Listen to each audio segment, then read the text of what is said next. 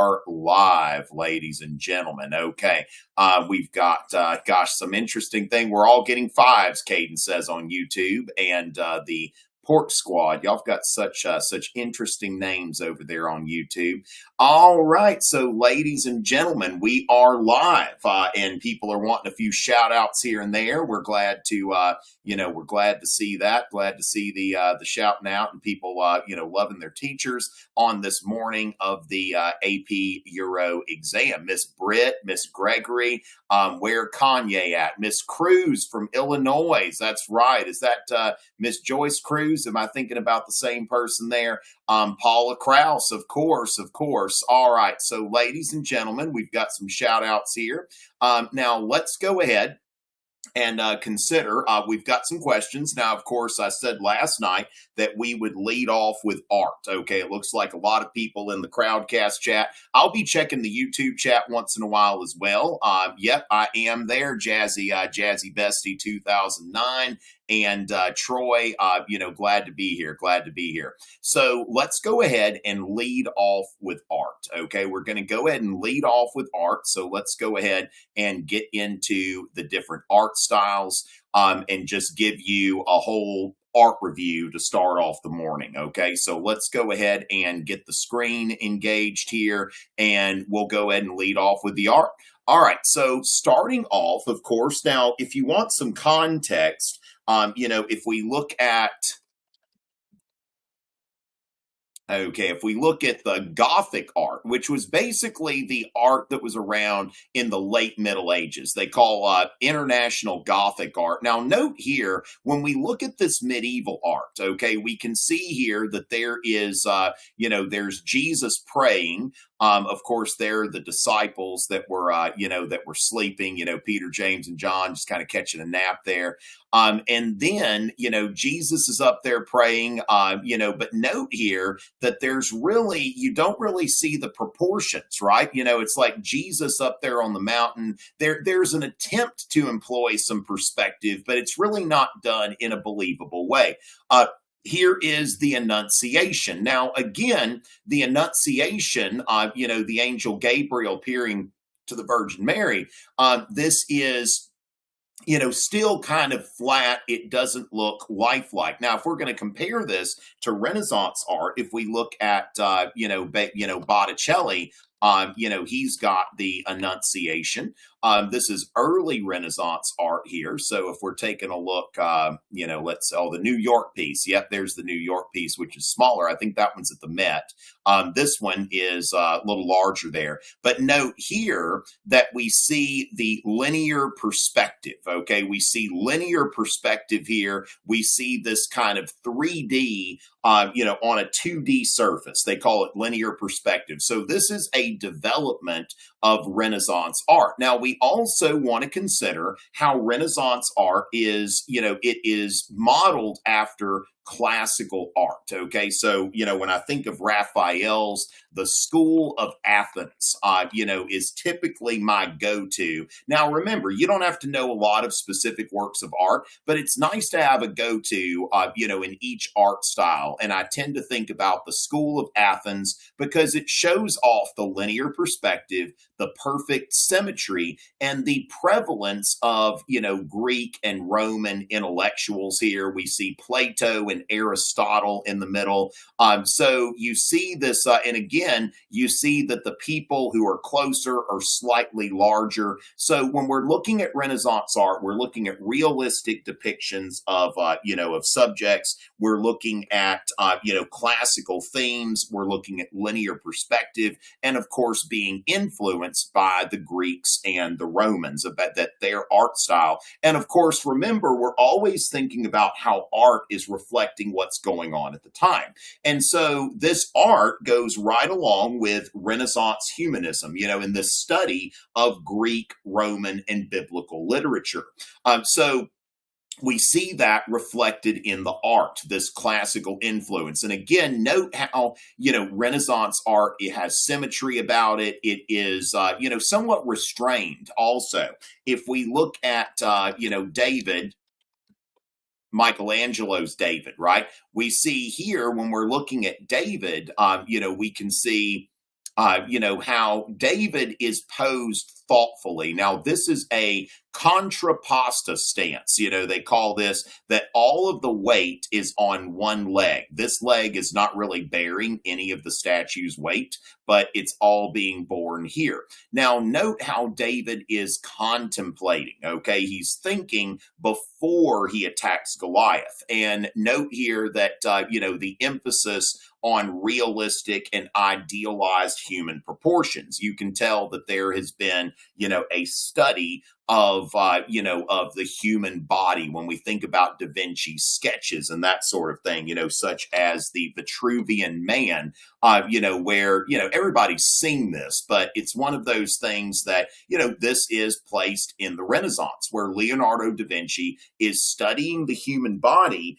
as really an architect, a work of architecture is what Leonardo da Vinci is doing over here. So Renaissance art, really takes that into account. Now, while we've got Michelangelo's David in mind, I always like to bring up Bernini's David from the Baroque. Now, I will be going to Instagram and TikTok and shouting out once in a while at Tom Richey on both platforms. I will be shouting out new followers now and then. So, make sure you take advantage of those opportunities. So let's see Bernini's David.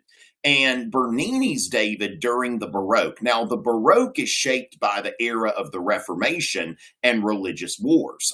So we see that there is a more turbulent art for turbulent times. Notice how David is acting here. He has, he has thrown the stone at Goliath. We see how his lips are, like he's got this very passionate, angry face. Notice as well, one thing we'll notice about the Baroque is the influence of the Catholic Counter-Reformation. Notice how, David, while you still see David's body, there is a bit of modesty here. So you can see where, the secular spirit of the Renaissance, influenced by Greek and Roman art, we do see a growing tendency toward modesty with the Baroque and less overt nudity. And again, the Baroque is being appropriated largely by the Catholic Reformation, because the Catholic Church is much more friendly to, to art, in work, in sacred spaces and all of that, right?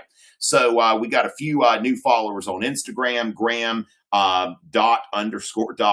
We got NettyBoy44, Jack Razmataz, and Sierra Lanai, and Kenna Anderson 3, Edan Saru 13. Thank y'all for the follows on Instagram. I'll be checking Instagram and TikTok here and there.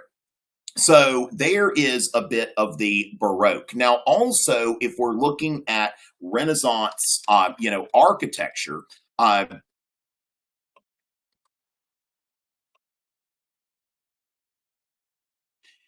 so we're looking with Renaissance architecture. Of course, we're looking at the influence of the Greek and Roman styles, and of course symmetrical. Now, oh gosh, I love the Tempietto. All right, the Tempietto. In my world history class, I typically will assign like a project where they have to find works of art, and this is the one that typically comes up first. And I see the Tempietto all the time in their projects, and basically, this is a little monument that is built on the place where St. Peter is believed to have been crucified. And so note here, you've got columns, you've got a dome, you've got perfect symmetry here. So the Tempietto, great example of what we're seeing with, and notice here, the Tempietto is in some ways, modeled after the old Roman temple of Vesta, which we see a portion of it existing as a ruin. Okay, a portion of it existing as a ruin. So you can see where this is a large point based on, what might this have looked like. So it's being built to honor St. Peter, but at the same time, it's being built on the model of a pagan Roman temple to the goddess Vesta. Now, that's similar when you look at Michelangelo's David. It's a biblical subject, but it is something that is based on Greek and Roman art, in its appearance. And so when we're looking at Renaissance architecture, again, Da Vinci, the body is a work of architecture, okay?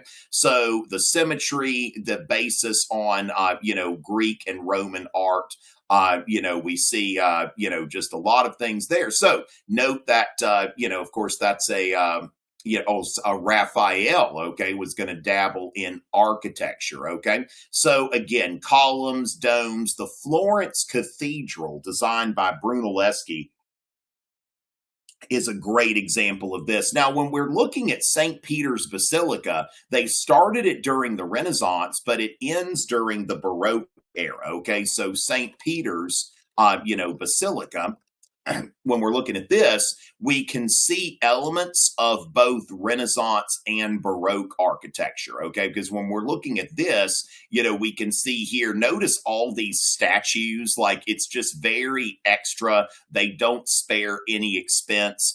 When we look at St. Peter's Square as well, just like very, it's still, again, it's very, it's kind of a Renaissance meets Baroque, but a very grand style about this. And again, the Baroque is appropriated by both the Catholic Reformation and the Absolutist. Now, the Renaissance art is going from about the early 1400s to, the about 1530 is where we see kind of a shift toward late Renaissance art, otherwise known as Mannerism. Mannerism is not mannerisms, but Mannerism. Mannerism is what we call late Renaissance art that kind of departs from some Renaissance conventions. Now, once in a while, you might see Mannerism come up. It's something, again, it's Mannerism or late Renaissance art. It's kind of a transition between Renaissance art and Baroque art, and it messes with proportions, whereas Renaissance art, tends to look at perfect proportions, balance. You look at this is, Parmigianino, whatever his name is. Okay, it's a written test, right? But Parmigianino, right? And I probably mispronounced it, but the Madonna with the long neck. Notice how the Virgin's neck is long, which is elegant, but still a little bit off-putting, because you see that, like, wait, this is not a realistic human proportion. Notice how the baby Jesus, it looks like he's about to fall off her lap. It's kind of unsettling to look at. Okay. So again, this is kind of that Mannerist style is sort of a middle ground there, right? So then when we look at the Baroque, now again, we're getting into the period of the Reformation. Okay. So, so when we go to the Baroque, we're getting into that period of the Reformation, where people want a style that's going to, that's going to have more action, more emotion. Now we see here Baroque is typically portraying people in movement, and you can notice diagonals. One of the biggest tells when there is a piece of Baroque art is, rather than a symmetrical appearance, is seeing this diagonal that we can see here. Now, then the Ecstasy of Saint Teresa. Now, this is a good, a good example of how Baroque art is meeting the goals of the Catholic Reformation or Counter-Reformation. Now, remember, Catholic Reformation, Counter-Reformation, they refer to the same thing. Now, it has two functions. When we say Counter-Reformation, it's more about that against the Reformation, right? The Catholic Church's efforts to push back against the Reformation. Whereas when we call it the Catholic Reformation, we're referring to the internal Reformation within the Catholic Church. Now, remember the Council of Trent, the affirmation of Catholic doctrine. At the Council of Trent, they did not change a bit of Catholic doctrine. They did not, compromise with Protestants on beliefs or anything like that. affirmation of Catholic doctrine, but then reformation of church practices. Okay, no more selling indulgences and that kind of thing. The priests need to go to seminaries to make sure that they're properly educated. So the reforms at the Council of Trent were meaningful, but none of them actually challenged, they didn't make any changes to Catholic belief. Now, and then you have the Jesuit order, the Society of Jesus, otherwise known as the Jesuits, which is a new religious order founded during the Catholic Reformation in order to combat Protestantism, now spiritually combat, right? Like to combat in debate, to make sure that, basically the Jesuits on the European continent are reconverting Protestants. Okay, they're trying to reconvert Protestants. They're founding universities so that they can, so that they can teach and they can learn how to debate Protestants. Worldwide, the Jesuits are spreading the gospel. People like Saint Francis Xavier. Okay, so the two biggest founding figures of the Jesuit order are Ignatius of Loyola and Francis Xavier, both saints in the Catholic Church, but they probably won't have saint there on the AP Euro exam because it's not a Catholic exam. So it's got a lot of Catholics on it, but it's not a Catholic exam. So this is Bernini's The Ecstasy of Saint Teresa. Now, Saint Teresa was a Catholic nun at the time of the Catholic Reformation. She was a mystic. She was somebody who was extremely spiritual, okay, extremely spiritual. And, she has books that are written about her spiritual journey. And the whole idea here is that, being a nun, a lot of people will think about what the nun is giving up. Like, oh, I could never do that. Oh, my goodness, I'd never have a family, anything like that. I'd live in poverty. I'm not interested in any of that. I'd miss out on too much. Now, Saint Teresa, what Bernini is showing, now this is an altar piece, by the way. One type of art that we often see is an altar piece. That is something that is designed to be placed behind an altar. We see that when we're talking about the Northern Renaissance, especially the design of altar pieces. But we see here this Baroque sculpture. Now note the diagonal, right? The diagonal is key here because it anchors you in action, okay? That there's action going on. And so Saint Teresa is in a spirit of spiritual ecstasy. And so note here that while a lot of people might think, oh, I could never be a monk or a nun, they have to give up too much. Well, the thing is, I don't think she's given up anything. She's not missing out on anything. I mean, this is what Bernini's telling us, right? That she is having an intense spiritual experience that you really can't have in the real world because you haven't given everything to Christ and the church. And so this is how the Baroque is being appropriated by the Catholic Reformation. Because again, when you go into Protestant churches, you don't really see a lot of this religious art. Remember, the Calvinists were iconoclastic. They, were not fans of, images or statues in worship at all. Now, the Baroque here, this is the, we see here just a lot of really gaudy decorations, paintings everywhere.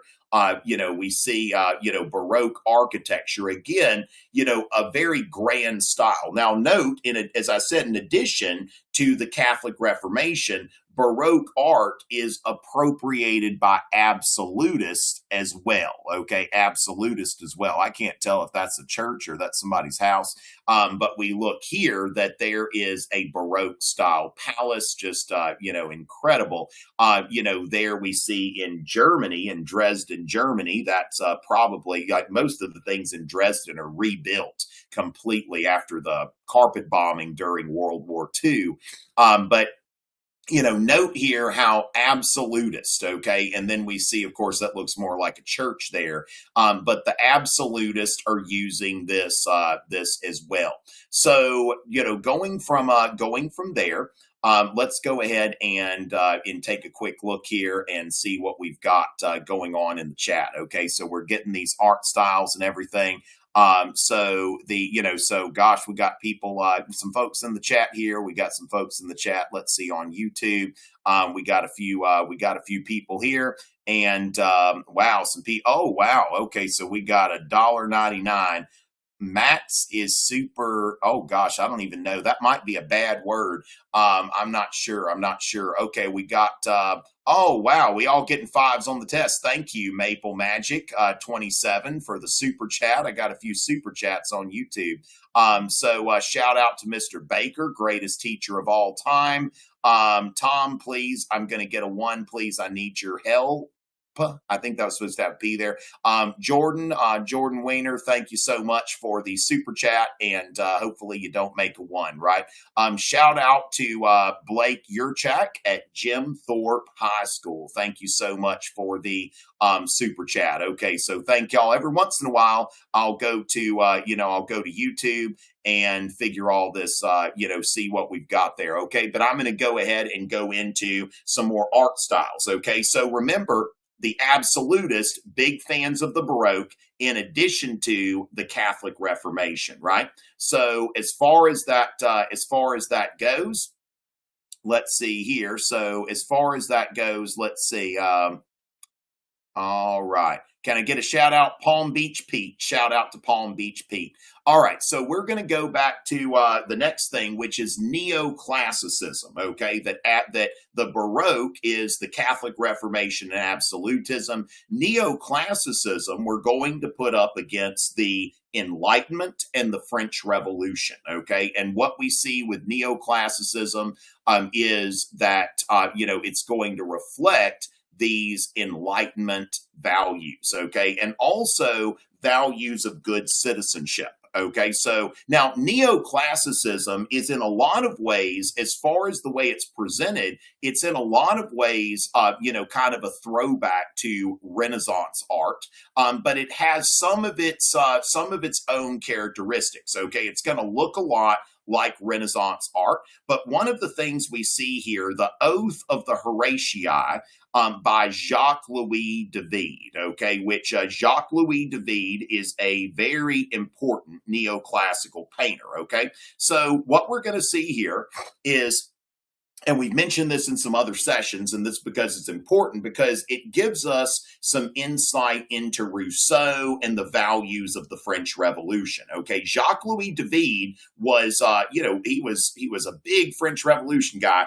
He was a supporter of Robespierre, and then later on he was Napoleon's court painter. So we actually see David all over the French Revolution. And again, neoclassicism, we see a lot of Greeks and Romans, and here in the Oath of the Horatii, we see that, are they Nazis, Walter? No. Remember, Mussolini stole that from the Romans because he was going to rebuild the Roman Empire. And so we see here that the brothers Horatii are saluting their swords.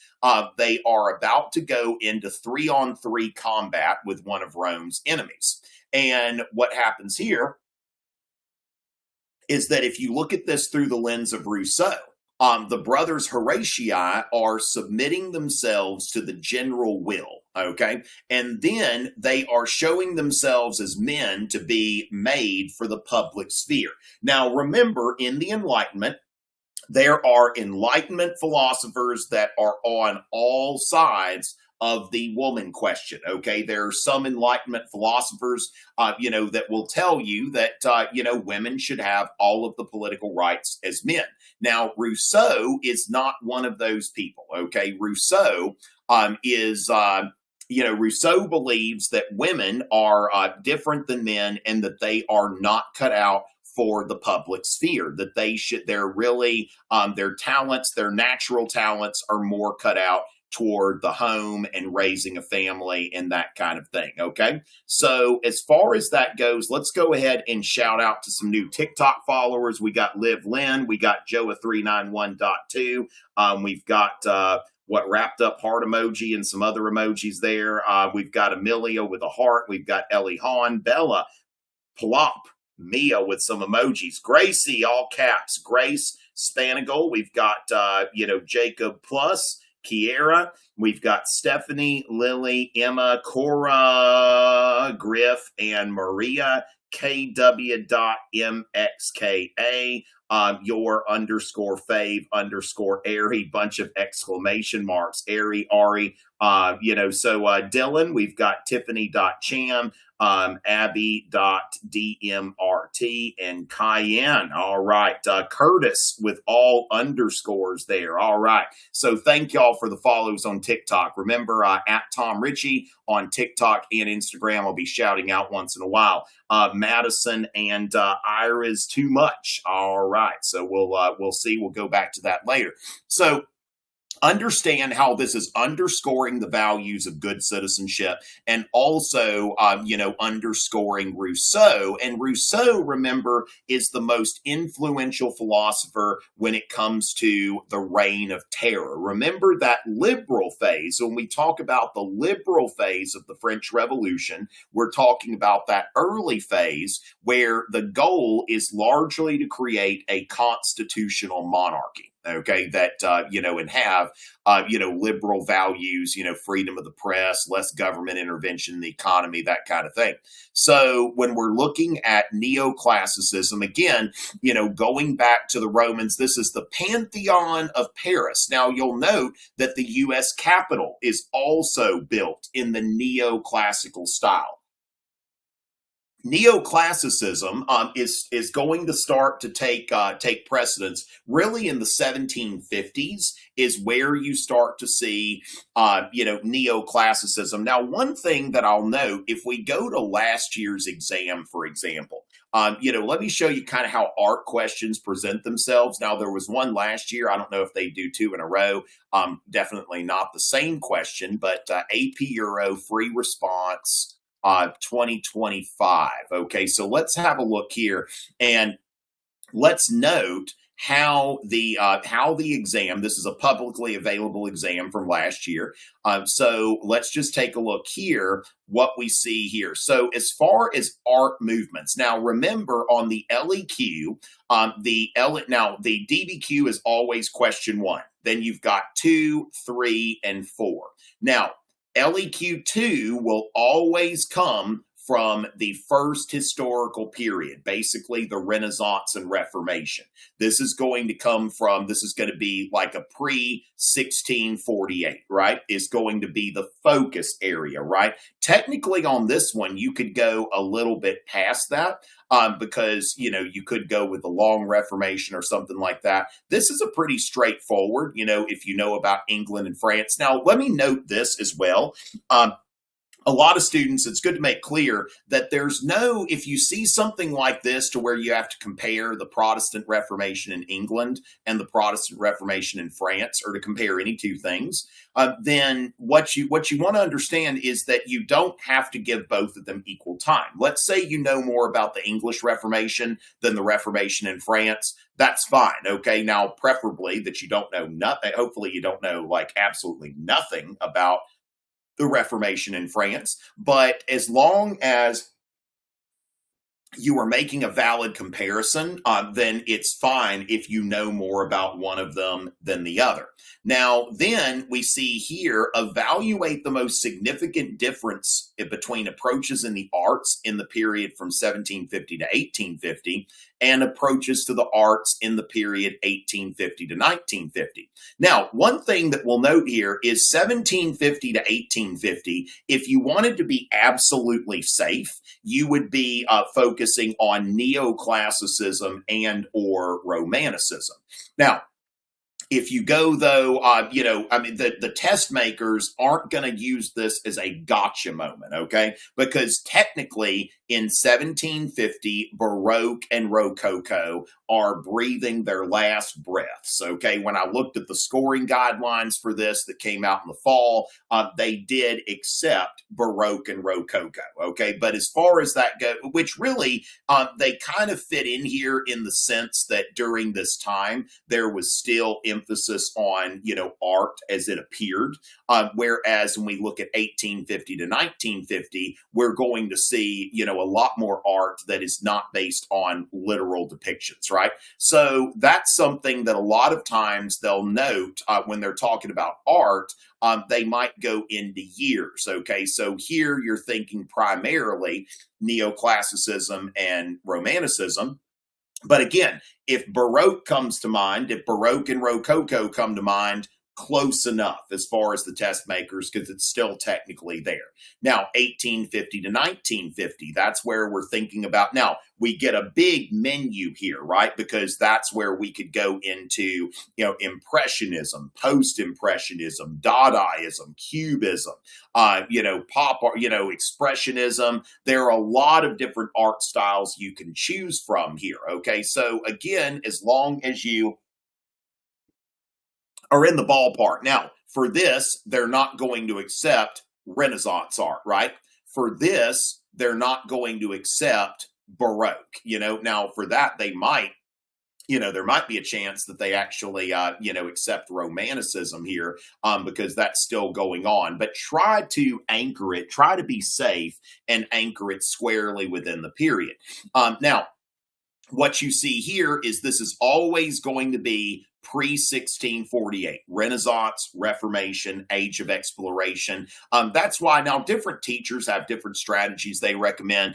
I typically recommend, doing a lot of studying on the earlier units because you know that an LEQ is going to come from one of those units. And then you can go back and, answer this one. Now, then this will be either 2 or 3. This will come from 1648 to 1815. And then this one will come from, 1648 to 1914.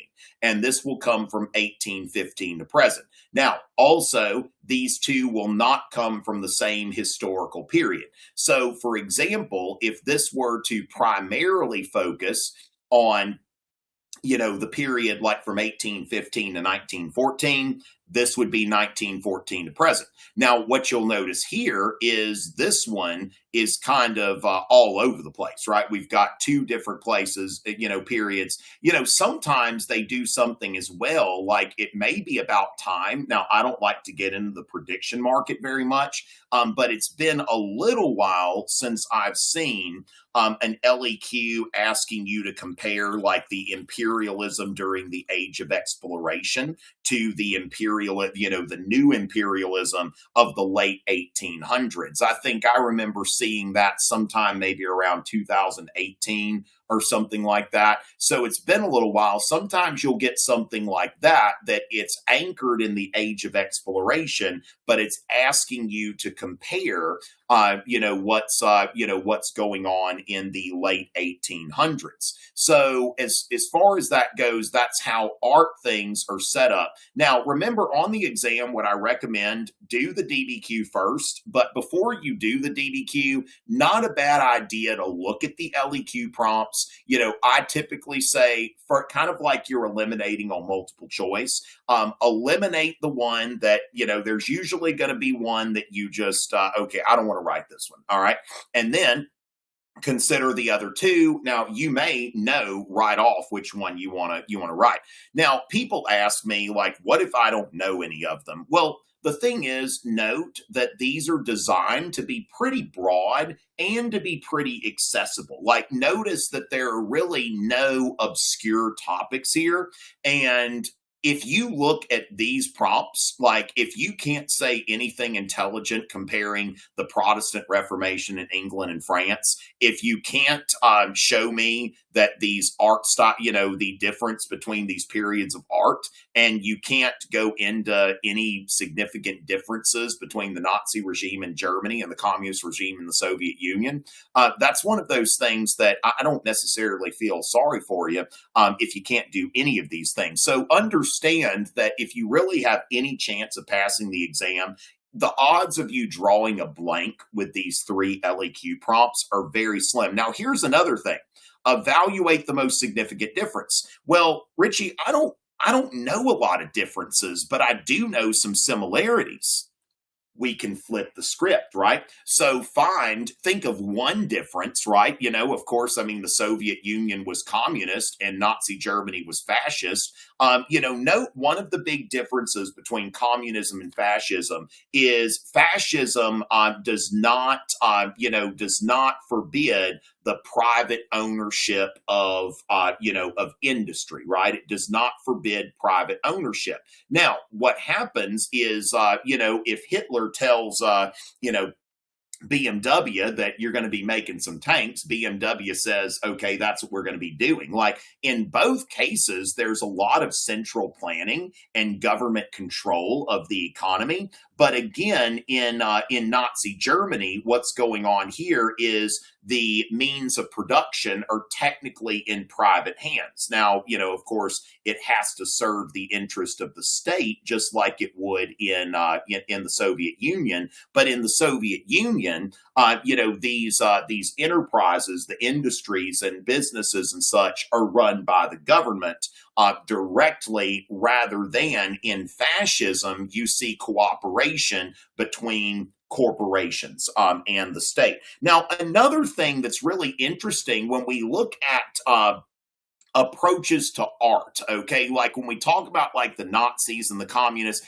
it's interesting that both groups, as much as I disagree with them on a lot of other things, a lot of disagreements, trust me, all right, but there are some of the things that they reacted to, trends in modern art. When we look at, for example, socialist realism, okay, so socialist realism, which isn't exactly realistic. It's a very idealized realism. But here's the thing, that Lenin believed that art should be understood by the proletariat, like that normal people should be able to look at art and appreciate it. Like they should be able to see that and say, hey, that's a work of art. I can understand what that is.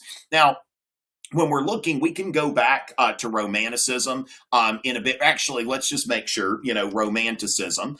Romanticism is reacting to the Enlightenment and the Industrial Revolution.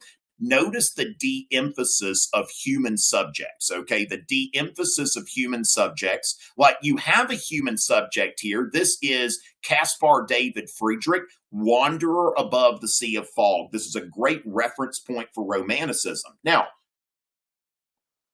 we see a human subject in the middle, but he's not saying, look at me. He's saying, look at what I'm looking at, okay? There's a lot of emphasis on nature, which a lot of people feel like nature is getting away from us, right? That nature is getting away from us, and that's not a good thing, okay? So, we see also that, there are religious themes. Remember, as kind of a reaction against the Enlightenment, there is this idea that religion can be a good thing. You see, like, fantasy and, the Middle Ages, and that, we see like the sorrows of young Werther, this idea, that's a book where, the young man is so in love, and at the end of it, he commits suicide.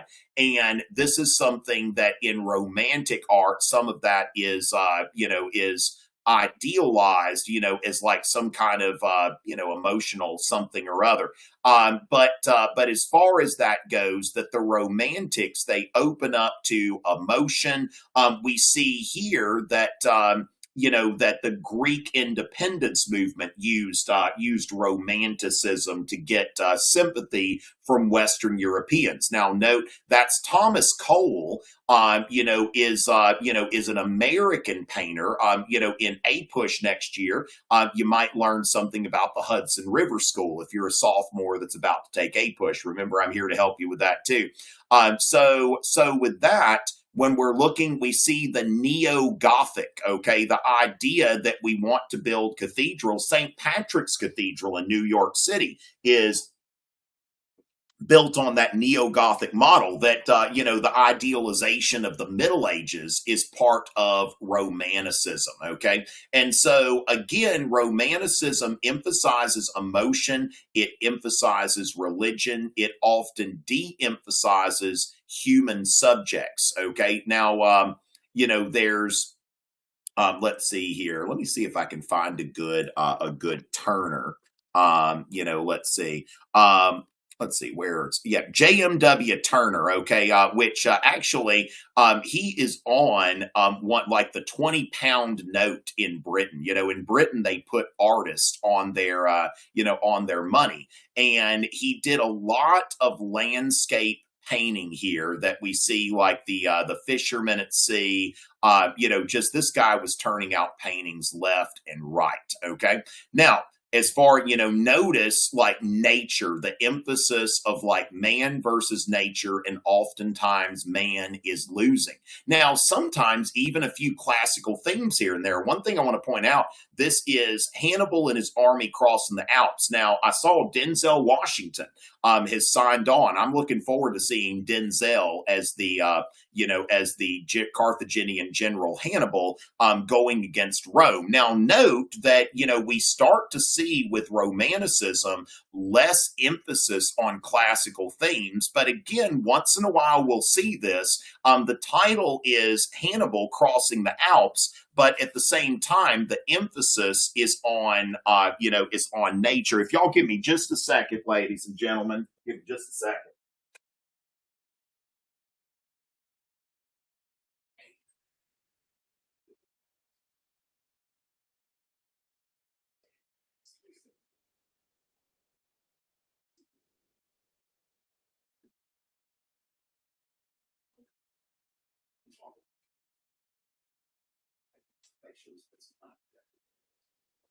Okay.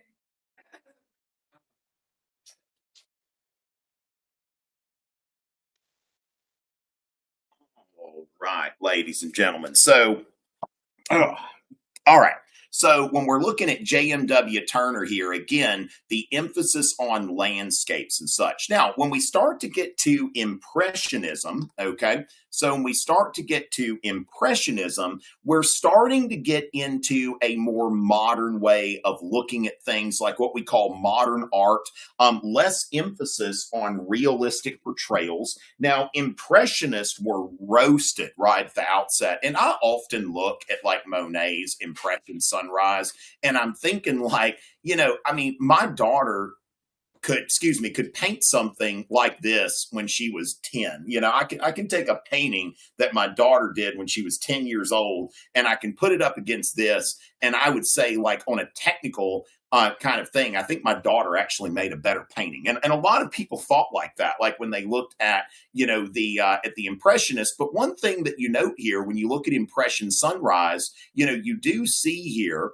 that the cranes and the smokestacks. One of the things that we're seeing with Impressionism is they're coping with, an increasingly technological, the time of the Second Industrial Revolution. Okay, so we want to understand that, like, the Second Industrial Revolution, which is also coinciding with the middle class. So when we're looking at the late 1800s, we want to consider that the middle class, this professional class of people, they're spending more time at leisure. Okay, so we want to note that the expansion of the middle class and this idea of going out, now you can get on the train and you can go outside the city.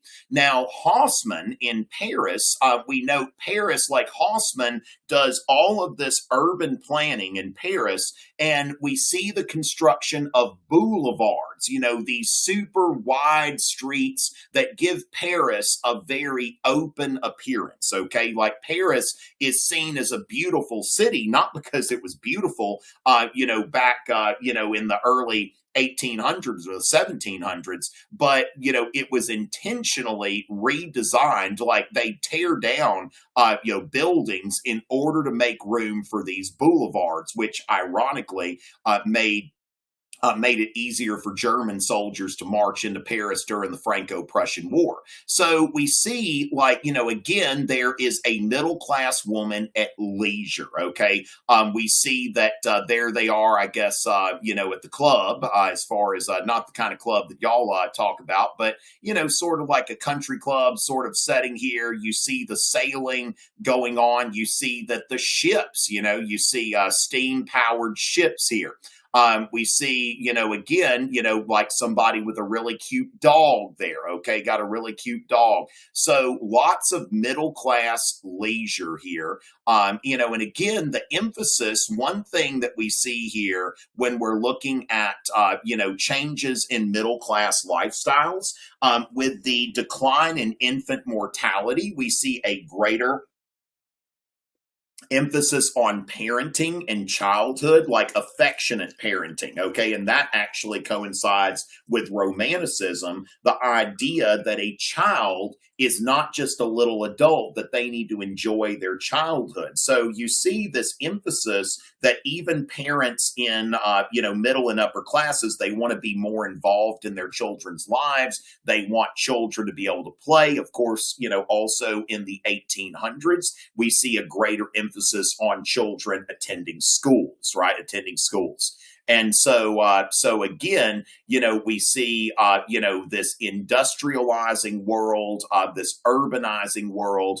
But at the same time, again, like your, dance moms and that kind of thing, like girls learning to dance as a form of middle class leisure. So that's Impressionism. Now note, when we look at Impressionism, while it will depart from strict depictions of everything, and you've got visible brushstrokes, one thing that the Impressionists were big on is that there should be an accurate depiction of light and color. Look, that's a beautiful color. And look at how, this dress is shown with like shadows and bright spots. The Impressionists were very strict about accurate depictions of light and color. Okay. But you see a very, this is one of those things. I mean, I remember seeing this painting, like a print of it when I was a little boy. It's just like, this is kind of all over the place. And so now the post-impressionist, if we look at Van Gogh, we see that there's even, why do I even need to do an accurate depiction of light and color?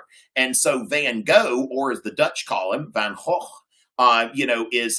which is funny because, I'll tell my Dutch friend, that, oh, y'all say Van Gogh so funny. And then, the Dutch will say that, you say it funny. Van Gogh, Van Gogh. They think it's so funny how we say Van Gogh. And I think it's funny how they say Van Gogh.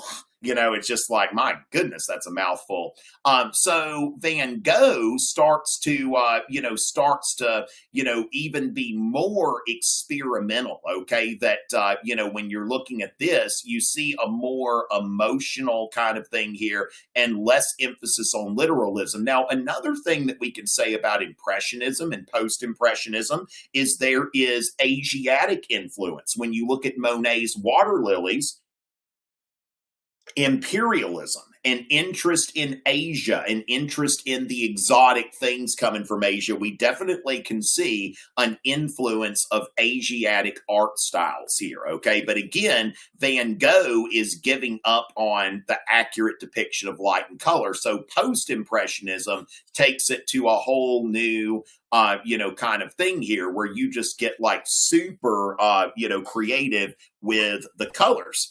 Now, then we can get into things like Cubism, which is another, kind of art form that's just starting to look. I mean, we started to get bizarre. Okay, like Picasso, somebody's, toca la guitarra there, but I can barely see what's going on here. I mean, it's just now you start to distort things, and we start to see some of the influence, like when we look at surrealism. Surrealism and Cubism, surrealism is something that is bringing in like Freudian psychology and looking at, dreams and stuff, the things that we dream about. Now, this one, the treachery of images, this is not a pipe. Okay, surrealism, we're getting into 20th century art. That says in French, this is not a pipe. Okay, but it is a pipe. It looks like a pipe. I don't know. Is my mind playing tricks on me? I don't know. So surrealism is now we don't get a lot of stuff here because we're getting into the 20th century. So some of this stuff is just starting to come into the public domain. But this, it looks like something you might see in a dream, okay? And the stuff doesn't make a whole lot of sense together. And, when we're looking at Picasso, now some people love Picasso. I'm not a big fan of Picasso. I think he's kind of overrated, but that's just me. Now, as far as that goes, we see some things going on here, and it's starting to look like, some people are kind of getting disillusioned with art. Okay, and so when we're looking, for example, at socialist realism. Okay, so I was noting here like how you're going to see art treated in the totalitarian circles. Okay, now of course, when we look at futurism, this is something that is employed. I think you see here by Italian fascist, to a certain extent. Okay, so Okay, fascism. Let's see. So, as far as that, we see here that, yeah, that sometimes we do see that, some of the futurist stuff, Mussolini and the fascists kind of get involved there. Now, when we look at socialist realism, now, this kind of art here, Lenin is concerned when we start looking at like Picasso and some of the, Cubism and all that, Lenin is thinking the people can't understand this. Okay. So socialist realism in the Soviet Union, art was required to be like to picture real understandable subjects. Now that's another thing that art, if you're dealing with abstractions, you can bury a protest in there. But again, some of the rebellion, like if we look at, for example, suprematism, okay, suprematism, where basically it's just a bunch of shapes and you do a bunch of shapes, you call that art. This Malevich fella, the black square. Okay, there's the black square. And look, I made an art. Okay, so this, there are some art stuff. Oh, a black circle. Whoa, I mean, look at that art. Wow, that must have taken so much talent and imagination, which I would think here that there's really just not enough. I mean, could that even be copyright? Oh, there's white on white. There's a white square on a white. My goodness, what is this? And then we look at Dadaism, right? When we look at Dadaism, which is coming around after, largely after World War I in, especially in left-wing circles that are starting to question whether anything really is real, makes sense, anything like that. And so they start creating this art that's intentionally nonsensical. It's kind of a predecessor to Italian brain rot and stuff, the Tung Tung Tung Sahur and all of that kind of stuff. You can see where that stuff comes from if you kind of combine Dada and surrealism, right? So this now, Duchamp, he entered this into an exhibition where basically took a urinal, he turned it on its side, autographed it, R. Mutt, who's not even like a real person. Oddly enough, he wrote the correct year. I don't know why he didn't write another year on there, but it's like, look, art. And there are people that are saying like, we're starting to kind of challenge what really should and should not be art. Okay. Is this art? Is this something like, wow, what an artist? Oh my goodness. So the thing is that this is something that when you look at, like, for example, socialist realism, that it's something Lenin says that the people, a regular person, should be able to appreciate art. Once art gets to be too abstract and misunderstandable, he says that is bourgeois. That's basically looking for, you go to an art gallery and you see all this weird stuff and you have to pretend it's great. That is a very bourgeois kind of middle class thing. Like working class people are not going to go look at paint randomly splattered on some canvas and say, wow, this is beautiful art. So we see there now, of course, remember that, Stalin, makes a lot of monuments to himself and Lenin, again, kind of designating himself as Lenin's heir, which he's really, Lenin never said, I want Joseph Stalin to come after me. But again, when we look at like the Soviet art, the socialist realism, quote unquote. There is, I think you can still find that in Berlin today. There is an idealized picture of the Soviet soldier coming into Nazi Germany. You see, he's got this big sword and he's cut the swastika into pieces. Okay. Now, at the same time, a bunch of these Soviet soldiers were actually, looting and raping and pillaging when they're going through, when they're going through Germany and taking everything that's not nailed down. But, socialist realism, it portrays him as an honorable liberator, right? There is Lenin, sitting there. And now note, the attempt here is to make Lenin look like a working class hero. Like, who uses furniture covers? These are people, wealthy, it's not very bourgeois to use furniture covers, to make your furniture last longer. So Lenin is there in a very humble setting, right? As a man of the people. And so that socialist realism. Now, then, if we go to Nazi Germany, just to kind of see what's going on there, you've got the degenerate art exhibition. Okay. And one of the things, like, the Nazis also have their beef with modern art styles and abstract art. And basically the idea is that, what they call degenerate art, that it insults German feeling, it destroys or confuses natural forms, or simply reveals an absence of adequate manual and artistic skill.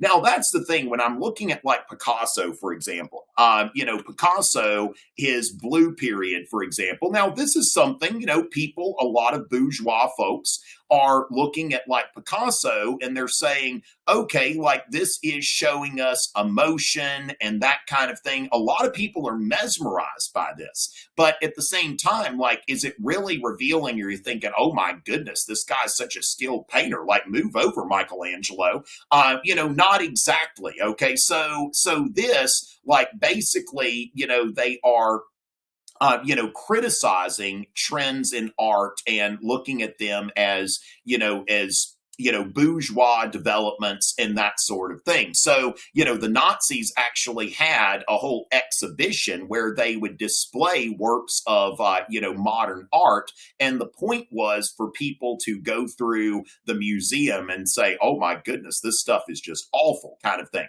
So again, we want to note here that, the Nazis and the Soviets, they had their views about art, and they wanted to use art as, as propaganda and, that sort of thing. And if the art went against, the direction they wanted to go, they pushed back. So this is something, hopefully, now what we did here, note when we talk about art on the AP European History exam, what we're doing here is we're also looking at art in context. Okay. So we're looking at art in context and looking at what's going on there. So we've got the art style. So we didn't just look at art, but we also, went in and kind of, looked at what was going on in the background of these art movements. Okay. So again, I think that I already kind of answered this one, Matthew. If you don't know anything about any of the topics, you're cooked. Okay. Like, I'm just going to tell you, like, if you don't know, like, it's not like somebody just writes the LEQ topics on a napkin and hands them to Trevor at the college board, and Trevor, just puts them on the exam, okay? That these LEQ topics are intentionally made. So you've got 3 different time periods and also 3 different angles. Okay. So it's going to be really difficult. Like, there's that anxious voice. Have you ever seen that? It says when I'm scrolling, sometimes I see this thing that 85%, around 85% of the things that we are afraid about never come true. Okay. So it's really, when we think about this from, scientific revolution, Enlightenment perspective, and kind of think about, like, okay, what's rationally, okay, what are really the odds that you're not going to know the LEQ, like any of the LEQ topics, you're going to draw a complete blank. And again, this is something that the test development committee, they are very careful when they make these prompts. You know, they pick prompts that are accessible. Now, let's go ahead and just look at a few more, okay? Because we want to ground this in evidence if we're thinking about from the point of view of the scientific revolution and the Enlightenment. So then we look over here, and it's like, okay, evaluate the most significant difference between the colonization of the Iberian powers and the colonization of the Atlantic powers. Now, this may or may not, you know, age of exploration, this may or may not be something that you're interested in writing. But let's think about this. If you can't evaluate the most significant difference between the scientific revolution and the Enlightenment, and I mean, this is basically just a slow pitch thrown right over the plate and ready for you to knock it out of the park, okay? That typically there's going to be something there. I mean, if somebody can't do this, you know, then, you know, it's just that passing this exam is something that is earned, right? And then we can look at the status of women in 1914 and the status of women after 1914. Yet last night I talked a bit about when we're talking about first wave feminism, which is looking for political rights and voting and political equality, and then second wave feminism, which is, you know, more about, you know, economic and social equality for women. And so again, you've got three different topics that really, they come from three different time periods. They address, you know, three different angles. It's not like it's, you know, the same thing from different periods. And so again, if we go back to, let's go back to 24 and see what we're going to find there. So once again, as we look through here, and again, we're grounding this stuff in evidence, right? Evaluate the most significant effect of European overseas expansion on the European economy in the period 1450 to 1700. Now, again, I mean, if you don't know anything about the Columbian Exchange or the Age of Exploration, then, you know, I mean, probably not prepared for the exam. Centralization of state power. So most significant effect of the centralization of state power and the most significant effect of democratic ideas on European politics. Okay. So this is something that, again, these are very much tailored to, you know, come from three different angles and to give any student who is even remotely prepared, okay? Most significant change in European art, 1450 to 1700. You should have something to write about there. Now, again, we want to think about the LEQ as well. So, you know, AP Euro, LEQ, rubric. Okay, if we look at the rubric, some of these points are very easy to score. Okay, the thesis point is independent of any of the other points. You just need two pieces of evidence. Now, remember to describe your evidence. Don't just drive by, don't just name it, don't just identify it, but actually describe it. If you can describe two things that are relevant to the topic of the prompt, okay? Two pieces of specific evidence that are relevant to the topic of the prompt. And that's where we get started. Now, you get another one for actually making an argument and using the evidence to support it, which the best, the best criteria here, are you writing topic sentences, okay? The easiest thing there, if you're writing, argumentative topic sentences at the beginning of your paragraph and you're following that stuff with evidence, then, great.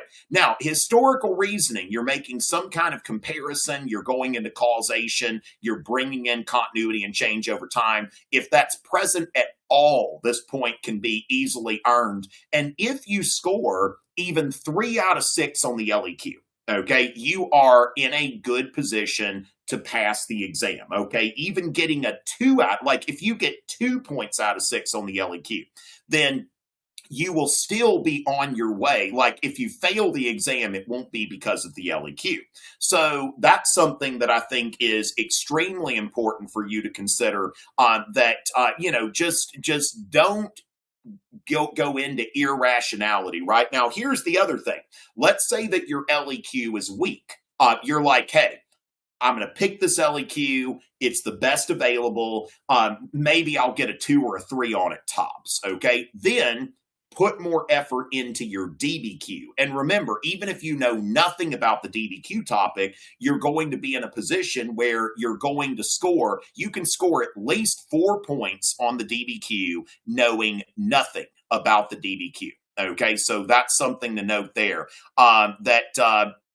Nothing about the DBQ. So, with that, just don't go into irrationality. Tell yourself, speak some affirmations. That there will be something for me. Manifest, ladies and gentlemen. Isn't that what do y'all still manifest? Y'all let me know. Do y'all still manifest? Because instead of asking what am I going to, what am I going to do? Like if I don't know anything, go ahead and just spend a few minutes meditating and think about, okay, so as far as that goes, now, ladies and gentlemen, I'm going to have, so the chat, we'll be policing the chat. I don't have anybody in there right now, but once in a while, I'll see something and we're going to make sure that people are not, so as far as that goes, make sure that y'all are keeping it PG in the chat.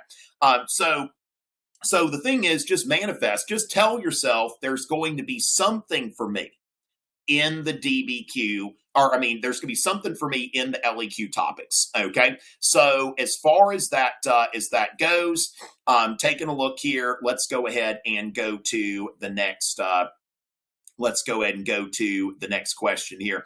And so going from there, go into the exam with confidence, not a lack of confidence. Okay. So going into this, we see there's a question about the Dutch Golden Age. Okay. Now, one of the things about the Dutch Golden Age, if you'll Google religious toleration, Reformation, Richey, okay, if you'll Google religious toleration, Reformation Richey, you will find my handout that is available online about religious toleration in the Reformation era.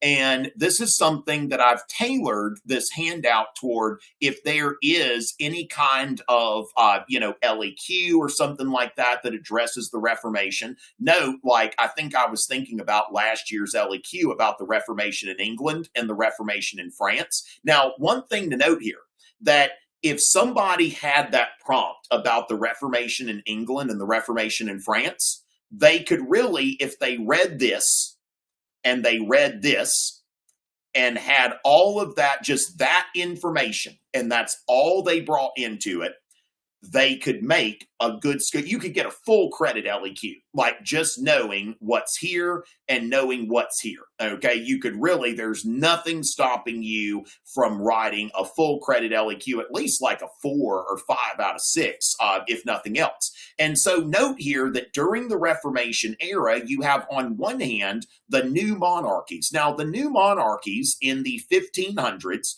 we have a period that's kind of an intermediate step between feudalism and absolutism. Okay, so feudalism, you have a monarch that is extremely weak, right? And absolutism, you have a monarch that is so strong that they have no need of representative bodies. And so what we see here is when we're looking at,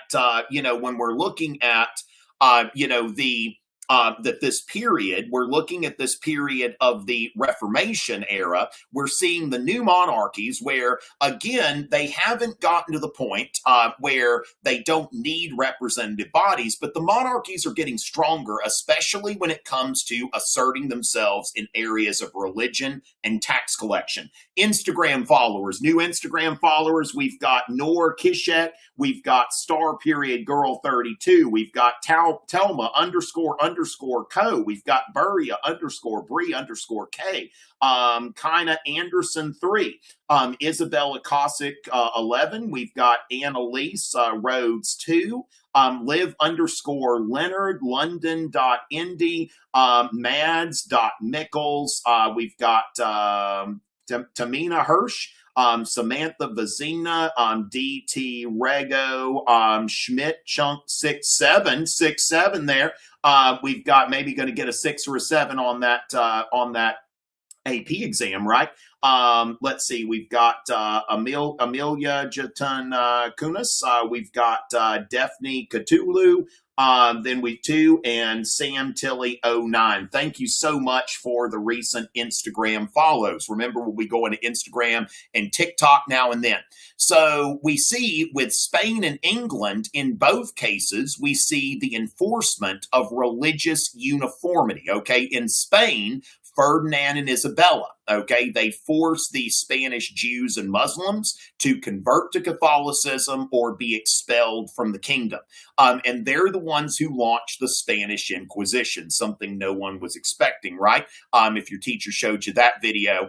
And so basically that they, the Spanish Inquisition was originally where they wanted to make sure that Muslims and Jews didn't go back to their former faiths, okay? And remember, the Inquisition, it's a questioner, right? The question, they put you to the question. They just say, we have some questions, just like if, in this country, like if the police just tell you, hey, we want to talk to you, and you say, I'm under arrest. Oh, no, we just have some questions. Okay. First call you need to make is to your lawyer. Okay. The police typically, when they have questions, you want to make sure that your lawyer's present because you don't know what's going on there. So, the Spanish Inquisition, hey, we have some questions for you. That it was fighting against heresy and apostasy, leaving the church, that kind of thing. Now, remember, Philip II was a very staunch Catholic, and he tried to use the Spanish Armada. That was a failure, but he wanted to restore Catholicism in England. So we want to note here that Spain is an example of Catholic uniformity during the Reformation. And this is a tool to build a centralized state. Now, remember, Henry VIII left the Church of England and started the Anglican Church after the Pope didn't annul his first marriage. Now, note here the act of supremacy. Henry is not an absolute monarch, just declaring himself the supreme head of the Church of England. He gets Parliament to pass the act of supremacy, which declares the king to be the supreme head of the Church of England.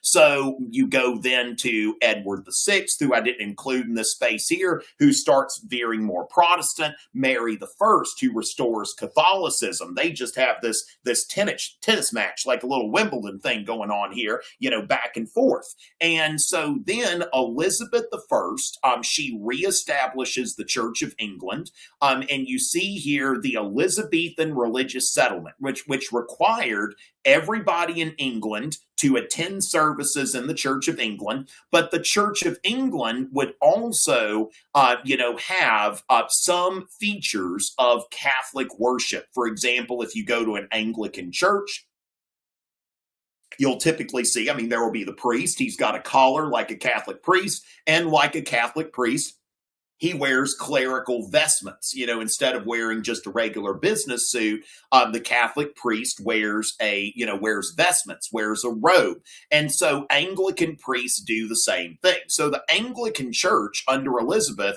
it is a Protestant church, but it retains some features of Catholic worship. Now, of course, if we look at the long Reformation, we see that there are the English Puritans, the Calvinists, who want to purify the Church of England of all of these, Catholic elements. And that's one of the things leading to the English Civil War. Now, remember, the English Civil War has two causes. First of all, you've got the Puritans who don't like that James I and Charles I are focusing on Anglican religious uniformity, and a type of religious uniformity that, they lean in. James I and Charles I constantly lean in toward more what they call Anglo-Catholic tendencies, where the Church of England is embracing those Catholic features. So the Puritans don't like that, and they also don't like that James I and Charles I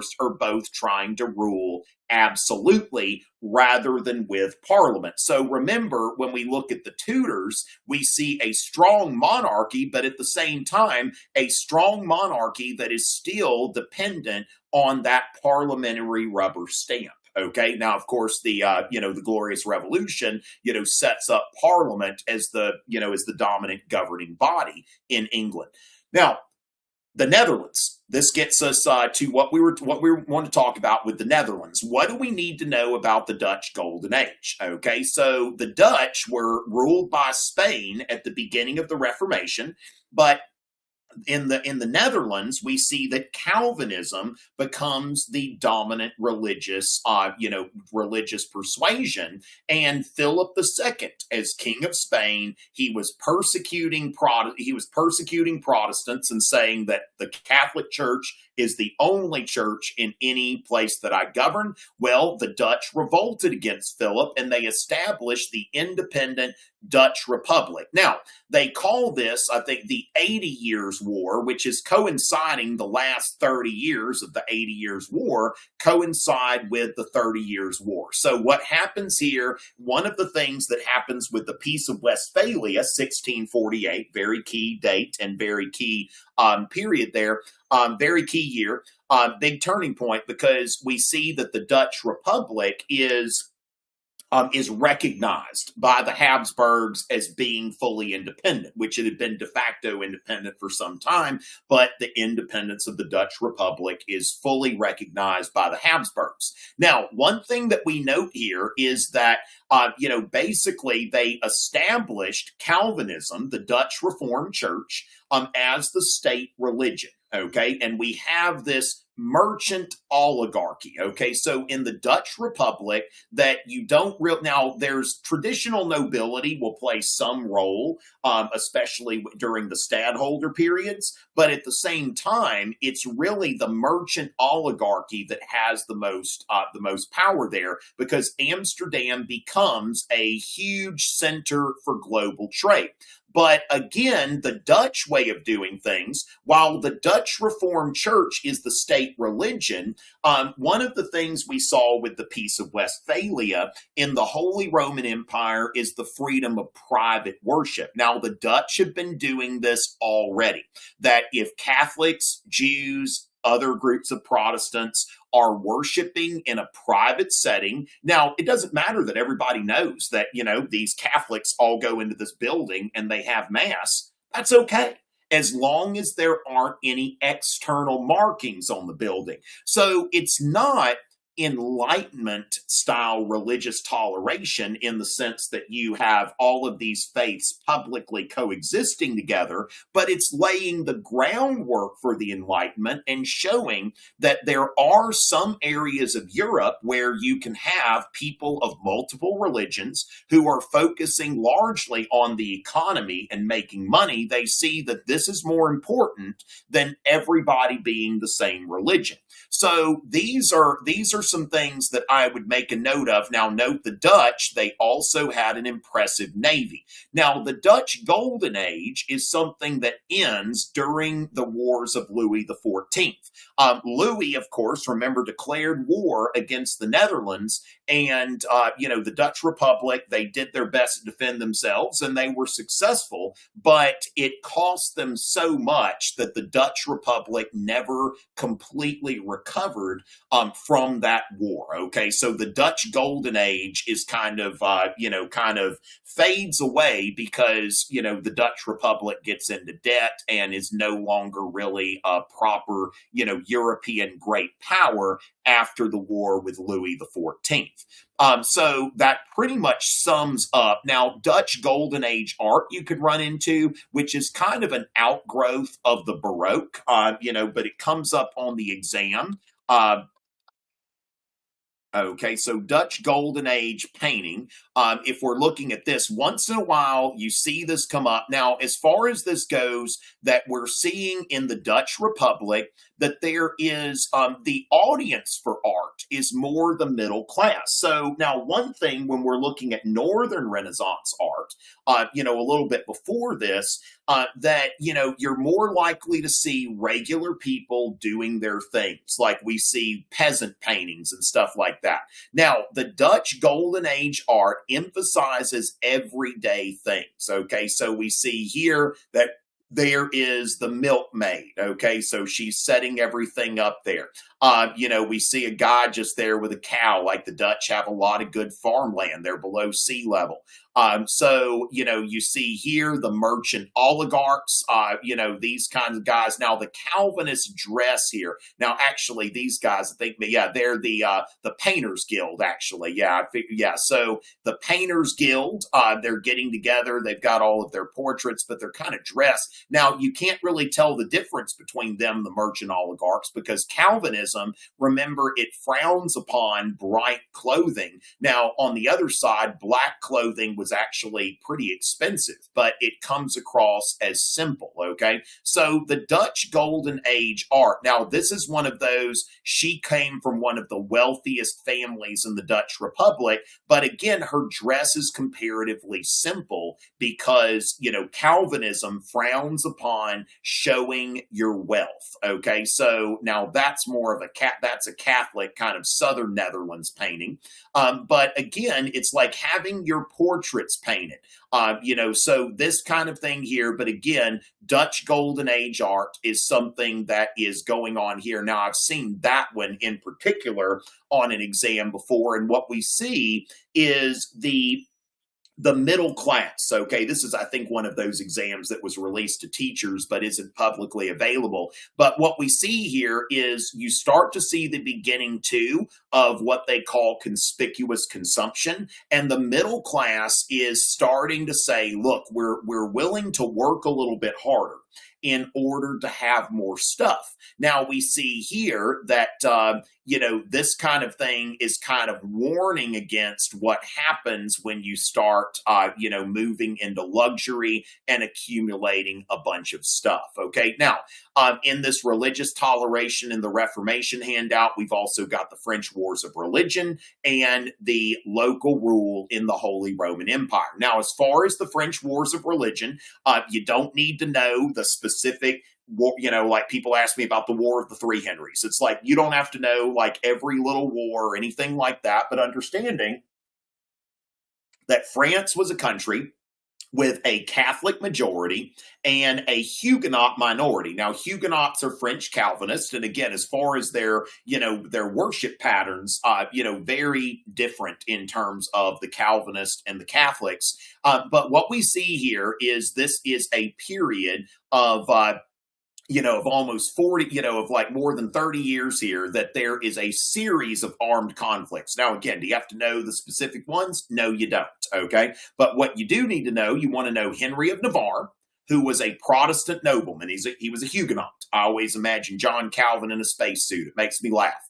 And so then Henry IV, he becomes Henry IV, and he converted to Catholicism because what he realized in this day and age that he was living in was that France, as a Catholic country, was not going to accept a Protestant monarch, okay? And so he converts to Catholicism, allegedly said, Paris is worth a mass, okay?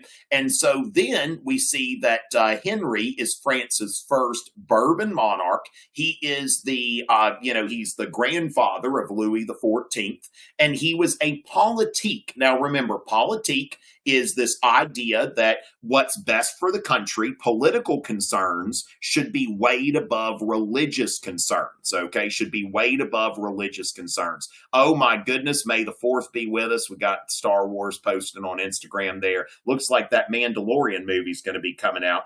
Thank you for, Iris 0_300, the Suavino 2, Nor and Stargirl. Thank y'all so much for the recent followers, following on Instagram. I'll be looking at TikTok a little bit later. And so the Edict of Nantes. Now, Henry issues the Edict of Nantes, which said, now listen closely here, because he's going to note here that Huguenots can practice their religion openly, but in specific areas of France, okay? So it's an agreement to end the fighting, because remember, the Huguenots were a minority. They were really, I don't think they ever made up more than 10 to 20% of the maybe just 10% of the population tops. But there were a lot of nobles in southern France that were Huguenots, powerful nobles. There were, there were towns and cities in the south of France that were dominated by Huguenots. And so basically it's something that allows the Huguenots to openly practice their faith within specific areas of France. And of course, Louis XIV, a couple generations later, rescinds the Edict of Nantes as part of his program of one king, one law, one faith. And so when we look at the Holy Roman Empire, we note here that originally Charles V, the Holy Roman Emperor, a major proponent of Catholicism, he condemned Luther at first, but eventually, because Luther started in 1517, almost 40 years later, he agreed to the Peace of Augsburg. Charles was a very young man at the beginning of the Reformation. And so the Peace of Augsburg, it said that local rulers could choose either Catholicism or Lutheranism, whoever reigns his religion. Now, the other thing is some of the leaders were kind of cool. And, a Habsburg emperor issued a letter of majesty to Protestants in Bohemia. There were still some Protestants and Hussites and other folks that the Habsburg emperor gave them a letter that said that they could practice their religion. Now, doesn't matter if you know their names and stuff like that. People keep asking about the War of Austrian Succession. You don't have to know anything about that. It never comes up. Watch that be like the DBQ or something like that. And again, the DBQ, you don't really have to know anything about the topic in order to do well on it. Focus on the process. So basically, another ruler rescinds the letter, right? And that begins the 30 Years' War, the defenestration of Prague and all that. Now, remember, the Peace of Westphalia says that, no matter where you are in the Holy Roman Empire, now the rulers can choose either Catholicism, Lutheranism, or Calvinism.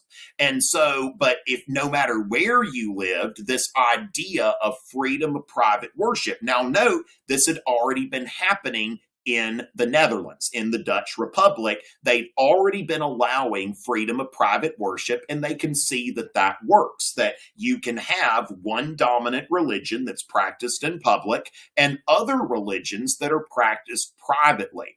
And so this is a major turning point. 1648, it is the last time, the 30 Years' War is the last time that we're going to see the last time that we're going to see a war that is primarily about religion, okay? A war that is primarily about religion. Again, there will be some civil conflicts, like, for example, the Balkans. Some of y'all might have looked at the Balkans in the 1990s.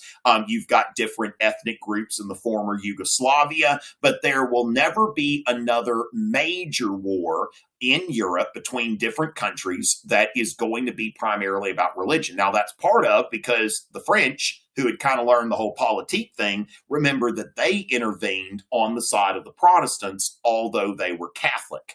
And so the 30 Years' War, big turning point here. So going from there, let's go ahead and go ahead and mark that question as done here.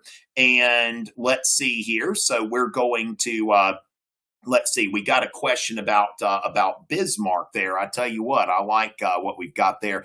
Miss Crabtree, we love Miss Crabtree. Somebody in the YouTube chat, is asking, Miss Crabtree. I did the Franco-Prussian War last night, but we could do a little bit of, Bismarck. Let's go ahead and check the TikTok. We'll do, a few. A little bit of TikTok shout outage. Let's go ahead and take a look here. TikTok, thank you to Jay, Sierra, Maeve, Bliss, Nitya. I don't know what that says here, but it's got a couple like pluses there. Ray and Lily with stars and crystal balls. I can see a 5 in your future, right? Okay, so as far as that goes, let me look here real quick. All right, so somebody's asked me about Bismarck. I feel like it would be a good time to wrap. Let me go ahead and get everything set up for that. Now, you can find my Bismarck rap. It's on YouTube and SoundCloud. I know I've got to get on Spotify. I know that. We'll get that going at some point, hopefully. And let me just pull this up. Okay, there we go. Let me get that up there. So we're going to go ahead. We'll wrap that out. I've covered this in some other context. All right. Oh, get a little warm water records going here. Now, remember, warm water records. It's it's based on Peter the Great. Remember, Peter the Great was a westernizing czar of Russia, who also what his biggest drive was to procure warm water ports. That's why I call it warm water records. All right, so ladies and gentlemen, we're gonna German unification. Now we've already talked about this, but of course, it's always oh, Mr. Bauer. Oh man, Mr. Bowers asking for his own shout out. Classic. If y'all are Mr. Bowers students, y'all know this guy. He is a character. Okay, that he's saying, Mr. Bowers. Mr. Bowers. If anybody can ask for his own shout out, it's going to be Mr. Eric Bowers over there in Indiana. I hope y'all do great. Y'all got an awesome teacher. I wish I could have had that guy for a teacher, but I think he's like the same age as me or something. So that wasn't going to happen. So let's go ahead and talk about Bismarck here. And again, the Bismarck rap is available on YouTube. It's available on my SoundCloud. One of these days, I'm going to get everything to Spotify. It just hasn't happened yet. So a little warm water records, ladies and gentlemen. All right, we got some German states out there that need to be unified. Little blood and bars for you, ladies and gentlemen. I'm the Iron Chancellor, and I feel an obligation. Unify the German states under Prussian domination. A conservative at heart, but I've got a little trick. It's the politics of power. Call it realpolitik.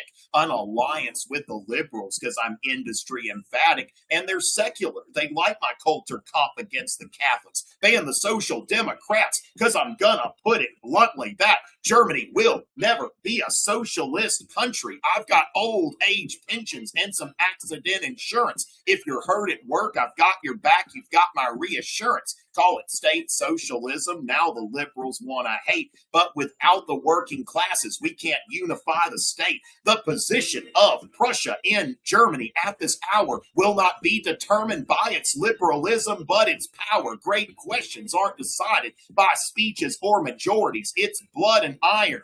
I'll use war to spread authority. With the Austrians as allies, we took Schleswig and Holstein, then declared war on Austria. The next step in my grand design, Prussia won in 7 weeks. Austria wasn't any match. Then it's time to provoke France with the M's dispatch. Moltke led a modern army armed with telegraphs and trains. France decisively defeated, gave up Alsace and Lorraine. After unifying Germany, then I really had some clout. Now it's 1890 and I'm out.